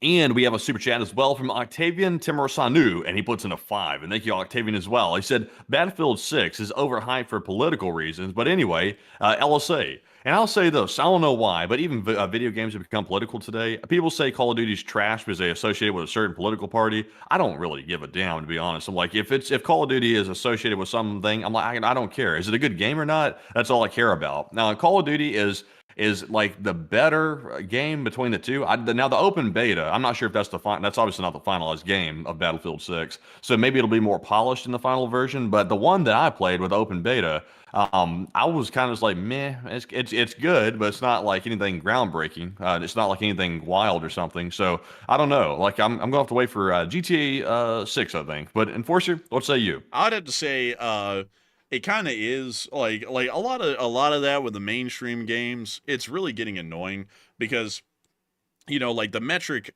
just to speak about it plainly, the metric for like a good game or not these days isn't even the quality of how fun the game is. It's more so whether it went woke or not, or it's not woke, or it's something like that. And it gets really old because it's like, aren't people playing video games just to enjoy them?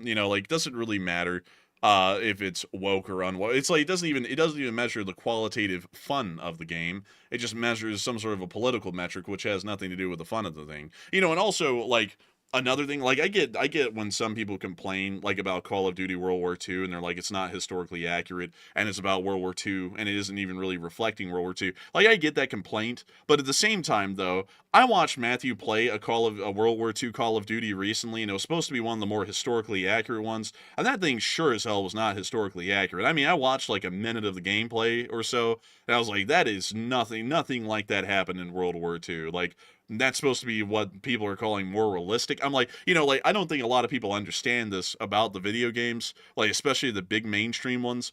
They're not ever going to be realistic. I mean, you're really more so measuring, is it something that appeases me or not? And it's not even really about the historical accuracy of the thing much at all.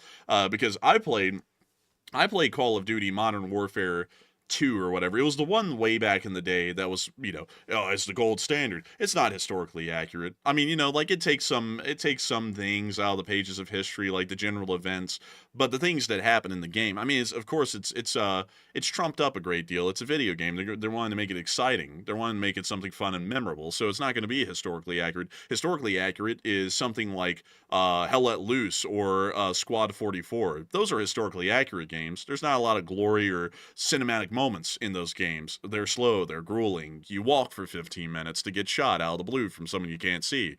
Like, those are more so historically accurate, at least in how war itself is fought in those times. But, is that what Call of Duty or Battlefield's ever going to be? No. So, you're more so just basing it off of, does it kind of like cater or pander to my political views or not? That's really it. And as far as it goes on both ends, I just don't even know what the argument is with it. I mean, if it politically panders to the left or the right, who cares? I mean, if it's a fun game, it's a fun game. Let it be what it is. But I have been hearing that it's getting hyped up because it's apparently on woke. I don't even know. I just don't even know why that's a metric at all in games. Like, I also I just don't have a clue about any of that. I just find the whole discussion on those things to be kind of silly, really. But anyways, with that, I do thank you for support. I hope that does address that well. And with that, we are on to the next one. And we have a 10 from Doug Chumley. And thank you, Doug, as well for the support. He said, could you list the top 5 things that have had the largest impact on the world because of Russia's war on Ukraine? The top 5 things that would have any. Oh, so let's see.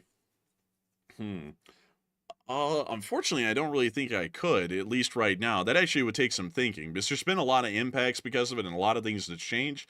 But the five most important things, that'd be really hard to quantify, actually. I could say, I would say the number one thing would probably be the introduction of drones into modern warfare. That's probably like the number one thing that's had the largest impact. I would say that's really been one of the most revolutionary changes to modern warfare that we've seen in a very long time, because we haven't seen that in any prior war, for like these consumer drones being used, and that has changed things dramatically. Like that's changed the way targeting is completed, that's changed the way that attacks are conducted, and also reconnaissance. Like it's really wild how much that's changed things. So I would say definitely drones are number one, but for the rest, I couldn't really say. Oh, if we're thinking on that metric, I was thinking more so on like wide sweeping global changes. I wasn't thinking about like things like drone warfare. Drone warfare is a big change. I definitely agree with Matthew on that.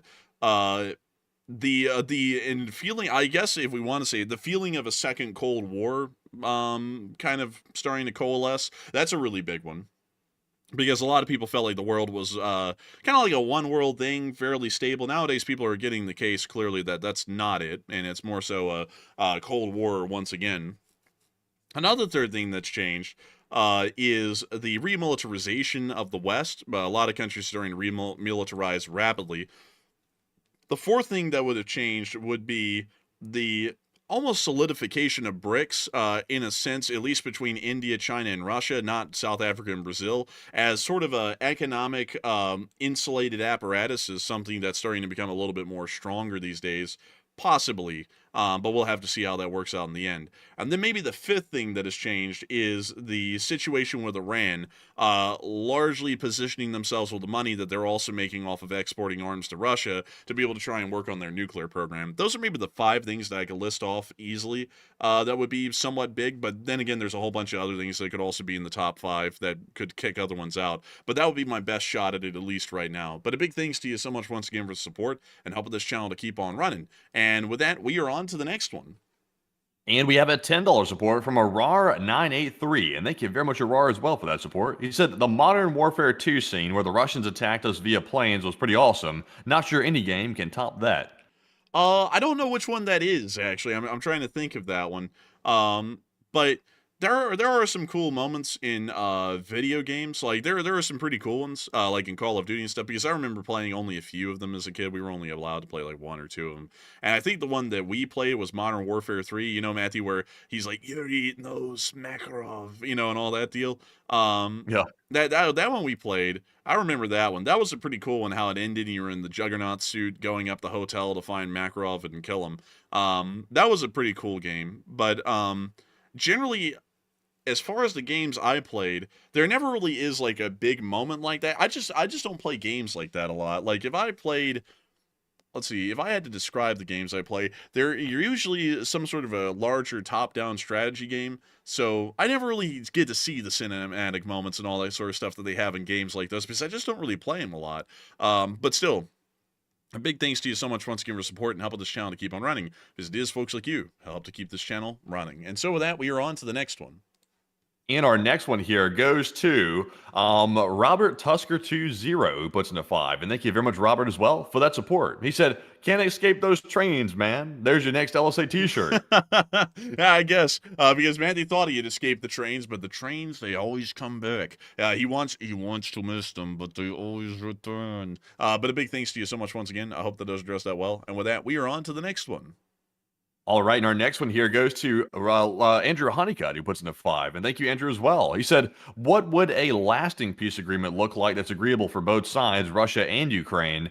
And would it involve third-party arbitrated referendums for occupied land?" Honestly, Andrew, I would say the only thing that would be acceptable, at least in my opinion, between the two, and of course it's up to Ukraine what they're going to accept. That's the ultimate thing. They have to be the ones to decide that, which the U.S. needs to get through their heads. But I would say Russia withdrawing from all the lands that they've taken, I would say that's a first, obviously. Now, Crimea, now, if we're being totally honest here, if Crimea was the crux of the issue, like, for example, if Russia said they're going to withdraw from all the Ukrainian lands that they've invaded, and that they were going to keep Crimea, would it be worth it to keep the war going at that point, or would it be worth it to stop it? In my opinion, I would say that would be a very, very strong consideration for Ukraine's part, because if Russia withdrew, I would say honestly, I would say they probably should take that, because the killing does need to stop, but it needs to be logical, though. It can't be where Ukraine gives up this land that Putin just stole, and then Putin gets to keep it, and then they get to reinvade later. That would be terrible. So I don't see where giving up land that Russia recently has taken would be acceptable, but letting the Russians hold on to Crimea a little bit longer until maybe Ukraine can take it a little bit later might be a wise thing, at least in my opinion. But Enforcer, what say you? I generally have to agree with that, at least on my end as well. So I hope that does address that the best we can. A big thanks to you once again for supporting Andrew Honeycutt and helping this channel to keep on running. And with that, we are on to the next one. And also to answer that second question, by the way, I would not be in favor of third-party arbitrated referendums for occupied land because presumably there wouldn't be any occupied land at that point. So I wouldn't be in favor of that. But moving on to our next super chat, this one goes to Randy Smith, who puts in a 10. And Randy said, I say America needs to show why Americans don't have free health care. Let's go kick Putin's... and I'll let you fill in the blank since YouTube won't let me say the word. It's supposed to be going in the blank. I would say that America shouldn't go in gung-ho to beat up the Russians, because we will get nuked in the end if we do that. But I would certainly say that we need to stand them down in the way that we can make it work, which is just arming Ukraine and generally putting down a clear foot that, you know, the buck stops here or there will be a war. But I wouldn't say that we want to start one with them. We'd still want them to start it, but we would be ready for it at that point. So a big thanks to you for the support and helping this channel to keep on running. I hope that does address that quite well. And with that, we are on to the next one. And we have a 2 from LSA Sergeant Figment. He said, hit the like button. That's an order. Hey, and hit the like button, folks. That is an order. We've actually gotten up to 3.6 thousand likes tonight. We're almost up to 4, and hopefully we will be able to get up to 4,000 likes here in the future. And so with that, a big thanks to you once again for support, LSA Sergeant Figment. And with that, we are on to the next one. And a big shout out to Pedal to the Metal 65 and Ryan for each putting in a $2 donation and saying LSA. And we do agree with that, and thank you both very much for that support. We also have a 2 from Travis Owensby, who said, this is for the impression, it has me dying. And I got to thank you so much for the support, and thank you for enjoying the impression. We do them rarely, intermittently on the channel, but I'm glad to know that you greatly appreciated it and wanted to support the channel for it. So a massive thanks to you so much once again. And with that, we are on to the next one. And we also have a 5 from FIFA King 96, and he said, I appreciate you guys covering all these conflicts, and I was in Riga, Latvia, on a deployment like 2 years before the balloon went up. I thank you for the support, FIFA King 96. And that's pretty cool to hear, actually, and I thank you for enjoying our coverage of all these conflicts, because we work incredibly hard to try and make these things possible. And so, big thanks to you so much once again. I hope that does address that well. And with that, we are on to the next one. Also, by the way, I'm told in the chat that the Pentagon Pizza Report is showing surging traffic. I did see that earlier, by the way. It seems to be surging all night. So some's got the people at the Pentagon hanging out late. So I'm not sure which one it would be. Maybe the Taiwan thing, maybe the Russian negotiations. It's kind of hard to tell. But I did see that. But moving on to our next super chat here. This one goes to Randy Smith. He puts in a 5 and said, what are the odds that at some drunk Alaskan inns, let's see here. Do you see that answer, by the way? I don't want to read it off, but we can answer it. I would say that the chances of that are incredibly low because of the security teams involved. So the chances of that are pretty much slim to none. He most likely will also be kept entirely on an Air Force base because, from what I'm thinking, he's most likely either going to Fairbanks or Anchorage. Those are really the only 2 places that would support something like this. So if he goes to Fairbanks, he's going to end up, let's see, this is an Army air base. Is there even a U.S. Air Force Air Base here? Because there ought to be, from what I recall. Let me check. Man, plane graveyard. Bro, it's like Russia. It's not like Russia. He'll feel at home seeing all these planes just sitting around like this, man. He'll feel like he's back in Russia. Okay, so there isn't U.S. I swear. Damn, there's a lot of wildfires out here around Fairbanks at the moment. But let's see here. So Anchorage. There is an air base in Anchorage. Elmendorf Air Base. So this could be somewhere that Putin would end up, and they most likely keep him relegated to the air base itself. He wouldn't be traveling anywhere beyond it. So chances of that are extremely slim, next to none. Also, what about this little antenna here? Oh, they won't let us see a picture of it. Damn it. But anyways, with that, folks, it's time for us to move on to the next one. And this one goes to Travis Ownsby once again, and he puts in a 2 and said, I love the channel, and shout out Team Taco Bell. Yeah, and a huge thanks to you, Travis, for the support. And I gotta say, a big shout out to Team Taco Bell. We love Taco Bell, I tell you. We love Taco Bell. So a massive thanks to you so much once again for support and helping this channel to keep on running, because it is folks like you who helped make this thing possible and keep it rolling. So a massive thanks to you so much once again. And with that, folks, we actually have addressed the last super chat for the moment. So it is time for us now to move on into the live chat segment where we get to talk about anything and everything that y'all threw in as a question, and y'all didn't have to pay to get it answered. Hey, look at that. Isn't that great? But also, we are going to be getting the Morse code decoders in the meantime. So Matthew, what do we got? And tonight we had Paul Schultz, Kevin J, Mason Miami, Joni Dog, Norm Pritchett, Erbil Garbo, Heroic Fluffiness, Kush, and Copioterix, who said the Morse says, Russia just lost their only attempted bid at tricking the U.S., it seems. LOL. Huh, psych. LOT, LSA. And that's the sound of money. Y'all got that dent on the nail. That was the Morse code message. Psych! But beyond that, I got to congratulate y'all for getting that correct. The Lee Springer of Signal Corps gets that correct time and time again. And it's always an impressive and amazing thing to see. So a massive congrats to each and every one of you. And with that, it's time for us to get on into the live chats. Matthew, what do we got? So this one right here is going to go to Cornea, who said, who, if anyone, is bolstering the Lithuanian air defense at this point? Right now, nobody, I believe. There's like some small foreign contingents in Lithuania, but nothing too big, and I don't really think any of them have air defense units in the country. So I hope that addresses that somewhat well, because we haven't been able to hear of anyone bringing air defense into Lithuania yet since that request was made yesterday. So with that, I hope that does address that well. And with that, we are on to the next one.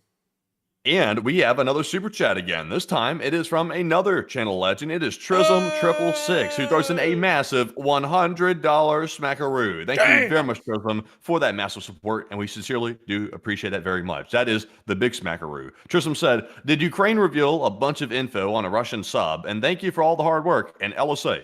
And thank you for enjoying our hard work, Trism666, and long live the Lee Spring Army. And as far as a bunch of info on a Russian sub, I haven't heard of that recently. The first thing that came to my mind was the Barai class sub that was just commissioned, but I haven't heard of them getting any sort of intelligence on Russian sub construction, or Russian subtypes for that matter. So unfortunately, I'd have to declare ignorance on that, Trism666, because I haven't heard of such a thing happening lately. It may have happened, it may just be that it slipped under our radar, but unfortunately, we haven't had it pass by us yet to say whether it happened or not from what we would know. So I do thank you for the massive support and helping this channel to keep on running, and I will look into that and try and see if I can find an answer on that eventually, but so far, I don't think me or Enforcer Matt has heard about that on the channel if it happened, or if it happened at all. So a big thanks to you so much once again. And with that, we are on to the next one. But a huge thanks to you so much once again for support, Trism666. And I wish I could have an answer for you on that question. It's just that I haven't heard about it. But with that, we are on to the next one. And our next one goes to Sully Canuck, who puts in a 20 Canadian. And thank you, Sully Canuck, as well, for that 20 smackaroo, and also being a longtime channel legend from Canada. He said, respect from Canada and LSA. Man, respect on our name from Canada. And a big shout out to you, a big thanks to you for the support, all the way up there from Canada, the wonderful nation of Canada. Or if you break it down, Can and Ada.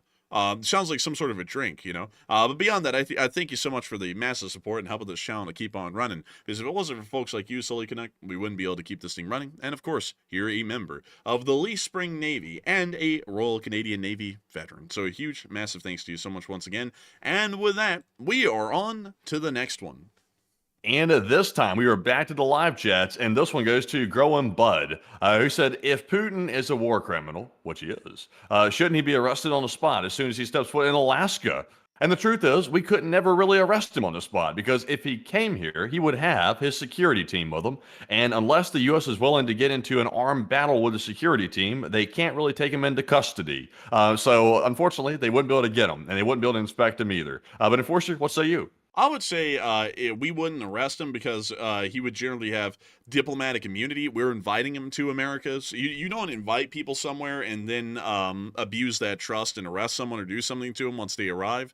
That's considered to be incredibly bad. That would pretty much create a world war immediately if we did something like that. So I would say no, we wouldn't do it. And also, he does have a pretty significant armed bodyguard staff with him, which we would also have to get into an armed firefight with to even try and get to the point of arresting him. So I hope that does address that the best I can. And with that, we are on to the next one.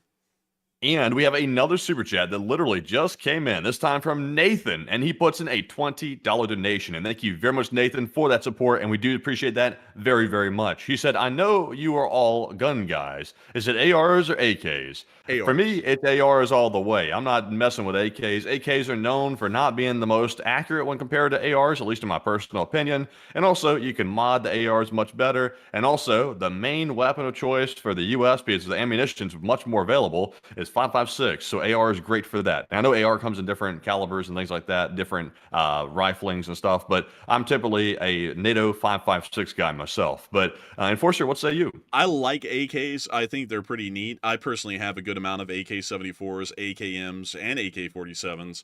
Well, not really AK-47s. Technically, they're AKMs. But as far as my personal preference between the two, if you ask me, which one would you actually want to use for the rest of your life, it would definitely be the AR. The AR is just a superior rifle in every way to an AK. Its tolerances are tighter. The groupings are far better at greater ranges. It has more customizability. The caliber is quite decent. The ballistic coefficient, if you want to get into that, in my opinion, is better. I just think that the AR is a more superior firearm all around than the AK. Not to say that that would stop me from ever getting more AKs. I just think AKs are really cool for the collector's side of things, and I generally like to look at them, take them apart, and fire them, and you know, have a little bit of experience with them. But if I also could throw in a third option, if the FAL was on that list, I'd also say that the FAL is neck and neck with the AR platform, because I like 308. 308 is pretty cool to me, or if people want to call it 7.62 by 51, which is the NATO designation for the 308 round, because it's technically a different pressure and all that sort of stuff in 7.62 by 51. But with that, I hope that does address it the best I can. A big thanks to you for the support and helping this channel to keep on running. And with that, we're on to the next one. And our next one is also another super chat. This time it goes to another channel legend. It is Wilderness LSA Latvia, and he puts in a $20 donation. And thank you very much, Wilderness, for that support. And also, shout out to Latvia, by the way, because they spoke up very loudly today in opposition to the plan to give away Ukrainian land, which honestly, I got to say good on them. But Wilderness said, greetings from Latvia, and thank you for the great work. Best news delivery worldwide. I'm a huge fan of you guys since the start. Hey, thank you so much for the massive thanks and the support. Wilderness LSA. And a big hello to Latvia, to the hoof trimmer from Latvia. I got to thank you so much for the support. And also, I have to say, thank you so much for enjoying our news. And we're happy to know that you're still with us and watching to this day. Riga is a cool place. Riga is my city. I'm just kidding. It's not my city, but it's a cool one. And one day, I'd like to take a look around here. You know, I'd like to take a look around myself personally. And also another cool place is Klaipėda, which is a big city here in Lithuania, some people call it. And this is actually a place, Matthew, that you can fight on in Broken Arrow. Did you know that? They modeled the whole city from end to end. When you first started to say that, I thought you meant like fight on it, like in real life. I was like, oh, they have mutual combat is legal there? I didn't know that. But then you said the video game. I was like, oh, okay. Yeah, dude, they modeled the whole thing, literally from out here, just about where the mouse cursor is, to about up here from side to side, and all the way down to about right here. So this whole area is a playable battlefield on Broken Arrow. It's really cool, actually. Huh. Who wins? Well, of course we win. We win. The Americans do. You can play as the Americans or the Russians in the game, but the first thing you do as America is literally neuter the Kaliningrad Oblast, and it's really fun. It's actually fairly realistic to what it would look like, at least from what we would know in the public.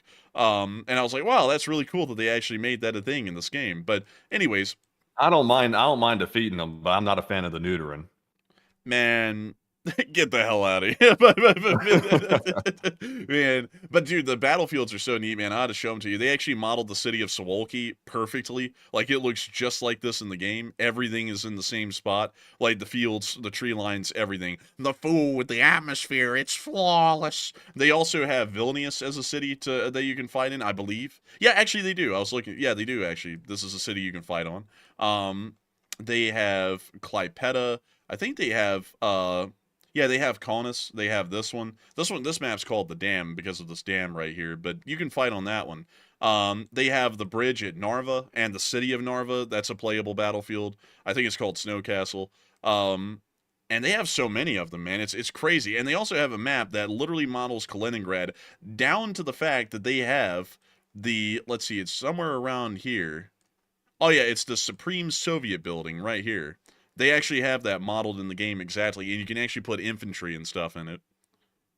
Oh, that's interesting. That's pretty cool. Yeah, it's super cool actually. I was like, wow, they got all the little details. They even have the stadium out here, and that mission's really cool, man, because you actually have to assassinate in this mission, capture or assassinate the governor of the Kaliningrad Oblast, and he's actually running into the stadium, and you have to call in an ATACMS missile barrage with a laser designator to hit him as he's running. It's a really cool sort of a mission. Huh, that's interesting. Yeah, they're pretty interesting stuff. But anyways, with that, by the way, it's not real life. It's a game. Just got to make it clear. But anyways, with that, we are on to the next one. And our next one here goes to the Bearded Ham, who puts in a 12. And the Bearded Ham said, he has not let us down so far. I know you're emotional about the U.S. president's decision, but I have to hold faith that there's more afoot than what we know. And also, greetings from Sheffield, Alabama.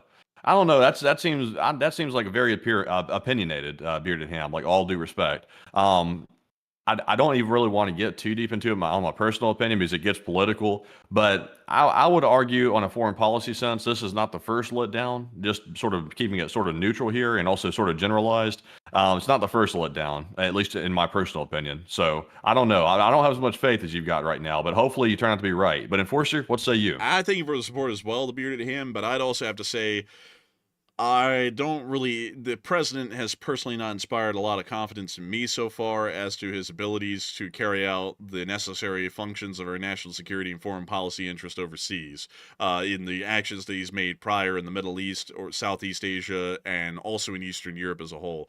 It has so far, just speaking about the topic of conflict itself, not anything else pertaining to foreign policy, it has so far been something that I've seen that has not really been up to snuff, in my opinion. Have the Houthis been dealt with? No. Like just speaking on that one alone, we bombed the Houthis and it was declared that they unconditionally surrendered. That was declared by the president in direct wordage, and they're attacking shipping again. And they have been now for about a week and a half. I would say that generally was a letdown.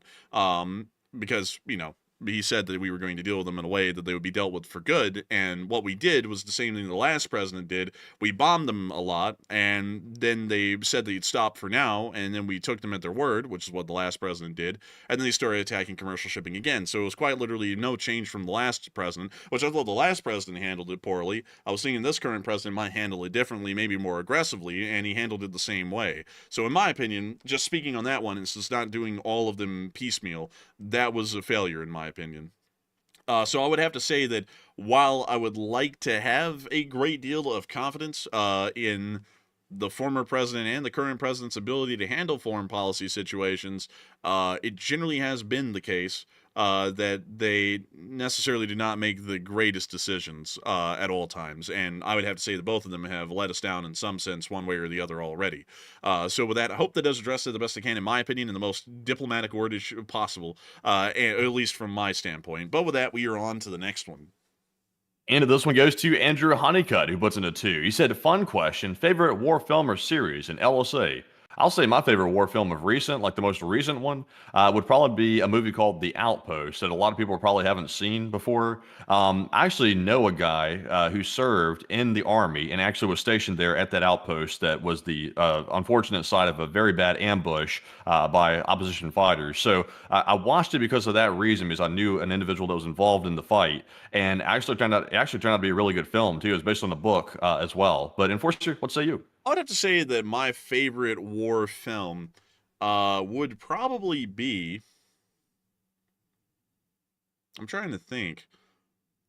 Let me think here.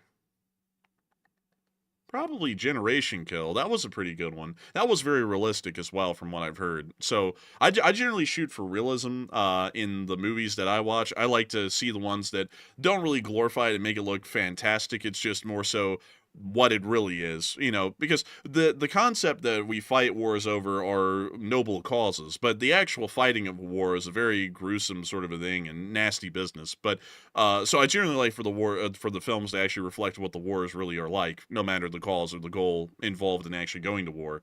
So that's a pretty good movie. I like that one.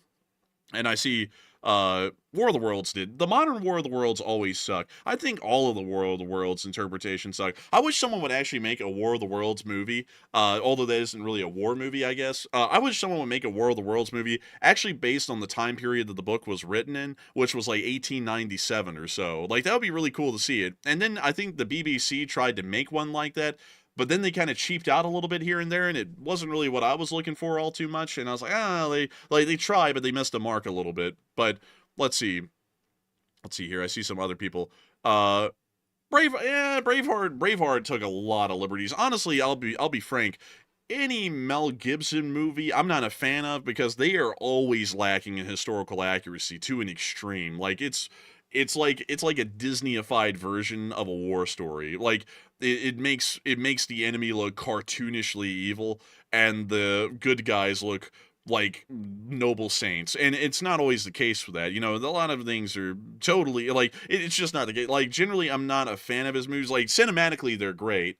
Like, I think everyone can agree. Like, The Patriot and Braveheart were pretty cool movies. But for the historical accuracy side of the thing, they never make the mark for me. And that's a big thing with movies to me, is that they kind of get close to being historically accurate, at least with the general story frame or major historical elements that people would know. William Wallace wasn't well, he wasn't executed the way he was executed in the movie. He was brought to London and he was drawn and quartered in the middle of the street. There was no noble death for him or anything. He was considered a common man, so he wasn't given a noble execution. So they didn't even take him to the tower. They just executed him in the street. So, it's like, I wish they would have shown that instead. It was more gruesome and, it generally shows how he was treated more better. Let's see. Band of Brothers was More better? good. You say more better? Yeah, more better. I know, it was stupid. But, let's see. Let's see here. I'm trying to see. Saving Private Ryan was a pretty decent movie. I like that one. The actors in that one were pretty good. Enemy at the Gates was pretty good. Let's see. He was. He was brave though. Yeah, like he was brave, but the rest of it, a lot of liberties were taken. But let's see here, man. I see some people bringing up some other war movies, but yeah, my favorite one from recently would probably be the series Generation Kill. That was a pretty good one. But anyways, with that, we are on to the next one. And we have another super chat, this time from Trism666, who puts in a $25 donation. And thank you, Trism, as well, for that second support of the night. And Trism said, is Alaska on Putin's Recover Russian Empire territory list? In terms of propaganda, it has been, but in terms of his actual ambitions, it doesn't appear to be. Most of Russia's ambitions are based inside of Central Asia and Eastern Europe, and we only see some propaganda mentions to try and provoke the United States about the fact that Alaska used to be Russia's, but we bought it from them. So I hope that does address it the best I can, Trism666, because it doesn't appear to be a legitimate territorial aim of the Russian government. So a big thanks to you so much once again. I hope that does address that incredibly well. And with that, also, Rob Freilish, Waterloo is really good. Waterloo, the movie. It was actually made by the Soviet Union in Italy. It's a weird thing, but it was really good. Like, I actually will say that was an insanely good movie. Very historically accurate. And it was shocking because it was made by the Soviets, so I was really impressed with that. But you can't find really any copies of it out there because it was made by the Soviets. You have to find it online. It's a whole process, but a very, very good movie. The Longest Day was pretty good. It's just, I don't know. I got John Wayne fatigue after a while. John Wayne plays John Wayne in every movie. I feel like he was modern actors before modern actors were a thing. Like, modern actors don't play roles. They just play themselves in every movie. Like, Brad Pitt's Brad Pitt. He doesn't play a character. He's just Brad Pitt.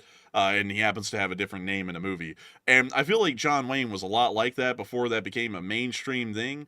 Like, he just plays himself. And, like, it was cool when I was a kid to watch it, but then I watched, like, Guadalcanal, and then I watched The Green Berets, and he just kept on acting the same way in every movie. And I was like, oh, I was like, it's kind of getting old. But anyways, with that, we are on to the next one. And our next one goes to Randy Smith, who puts in a 5. He said, could Europe set a bounty for Putin as soon as he lands in Alaska? Technically, anyone could set a bounty for him at any time. They could, but it probably wouldn't be received too well by most, even in Europe. So they could, but might not be the greatest idea. So with that, we are on to the second to last question of the night. And this one goes to TransitMan61, who says, does the Belarusian military buildup really seem to indicate that there will be some sort of NATO invasion soon? It might possibly be. The European Union Parliament actually believes that this could be a prelude to some sort of an attempted armed invasion, and I would have to say that I'd agree with them. It does seem that this large amount of forces that will be involved in the Zapad 2025 exercises is incredibly concerning, to say the least. So with that, I hope that does address that the best I can, and we are on, let's see, also really quickly, before we get on to the final question, the Bearded Ham threw in a 5. It said, Generation Kill was the most accurate depiction of the life of your average soldier. Boredom, homesickness, and home problems. Yeah, exactly. That's why I liked it, because it didn't glorify anyone. I don't like the movies that go out of their way to glorify like what it really is like. It's what it is. Like, you have to do it. It's an honorable thing as far as the cause we're fighting for, but the wars themselves suck a great deal, and that showed it off incredibly well from everyone that I ever talked to growing up that was a veteran from anywhere. Like the reason why they would tell me a lot more than anyone else would, they would say to anyone else, is because I'd always start off my conversations with folks like, oh, the food wasn't that good. I bet you were sitting around doing nothing for the longest times, weren't you? And the truth is that everyone in the military has the same experience with that sort of stuff. So it gets people to feel a little bit more comfortable about talking about everything else, because they're like, yeah, it was boring, and I did like nothing. It was hot as shit. You're sitting out in the middle of nowhere, you're sweating to death. You're sweating so much that you got salt imprints from your ribs on your shirt. It was terrible. It sucked. And then you get further than that, and you eventually get into what they actually did over there and all that sort of stuff. And that represented it really well, in my opinion, the Bearded Ham. I think that's why I like Generation Kill the most. It showed war for what it is. It's incredibly mundane with very small intermittent bursts of absolute carnage and violence. But with that, big thanks to you so much once again for support. I hope that does address that the best I can. And with that, we are on to the final question of the night. So who is the lucky last person who threw in the lucky last question of the night? And that viewer is Jezza, who said, how ready are the Baltic states in the event of war, in an event the war games are an invasion force? I would say that they're somewhat ready, but there is still a lot of work to be done over the whole of Europe to actually be war ready against the Russians. So they're ready for what they are now, but they would get pushed back pretty quick if the Russians actually started to push in, especially with that kind of an invasion force, specifically speaking on the Lithuanians, because they're the ones that would be taking the brunt of the Zapad exercise if anything began. And I don't really think the Lithuanians could deal with that kind of a force on their own. The Polish could, but I don't think the Lithuanians would have a good time with that. But with that, I hope that has addressed that the best I can. And we have reached the end of tonight's stream. I've got to thank you all so much once again for watching. We've had a peak viewership tonight of 11.5 thousand people. And 112,000 people have watched this stream before it ended. We thank you all so much once again for watching. And if y'all did enjoy, please make sure to like, comment, and subscribe.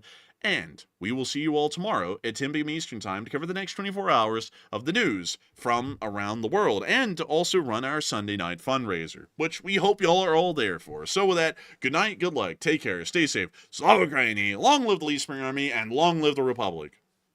And good night to you all, and thank you all once again for joining us again on another night of the War News stream. And of course, be sure to join us again tomorrow on Sunday night for the Sunday night fundraiser stream. And also, by the way, a huge shout out to Trism666, by the way, who just threw in another $25 donation and said good night. And thank you very much, Trism, for that once again and helping to get the channel running. And we will see all of you tomorrow. And also a huge shout out to the 112,000 viewers that were here by the end of the stream. And of course, Slava Ukraine, Herom Slava, get some rest, and good night.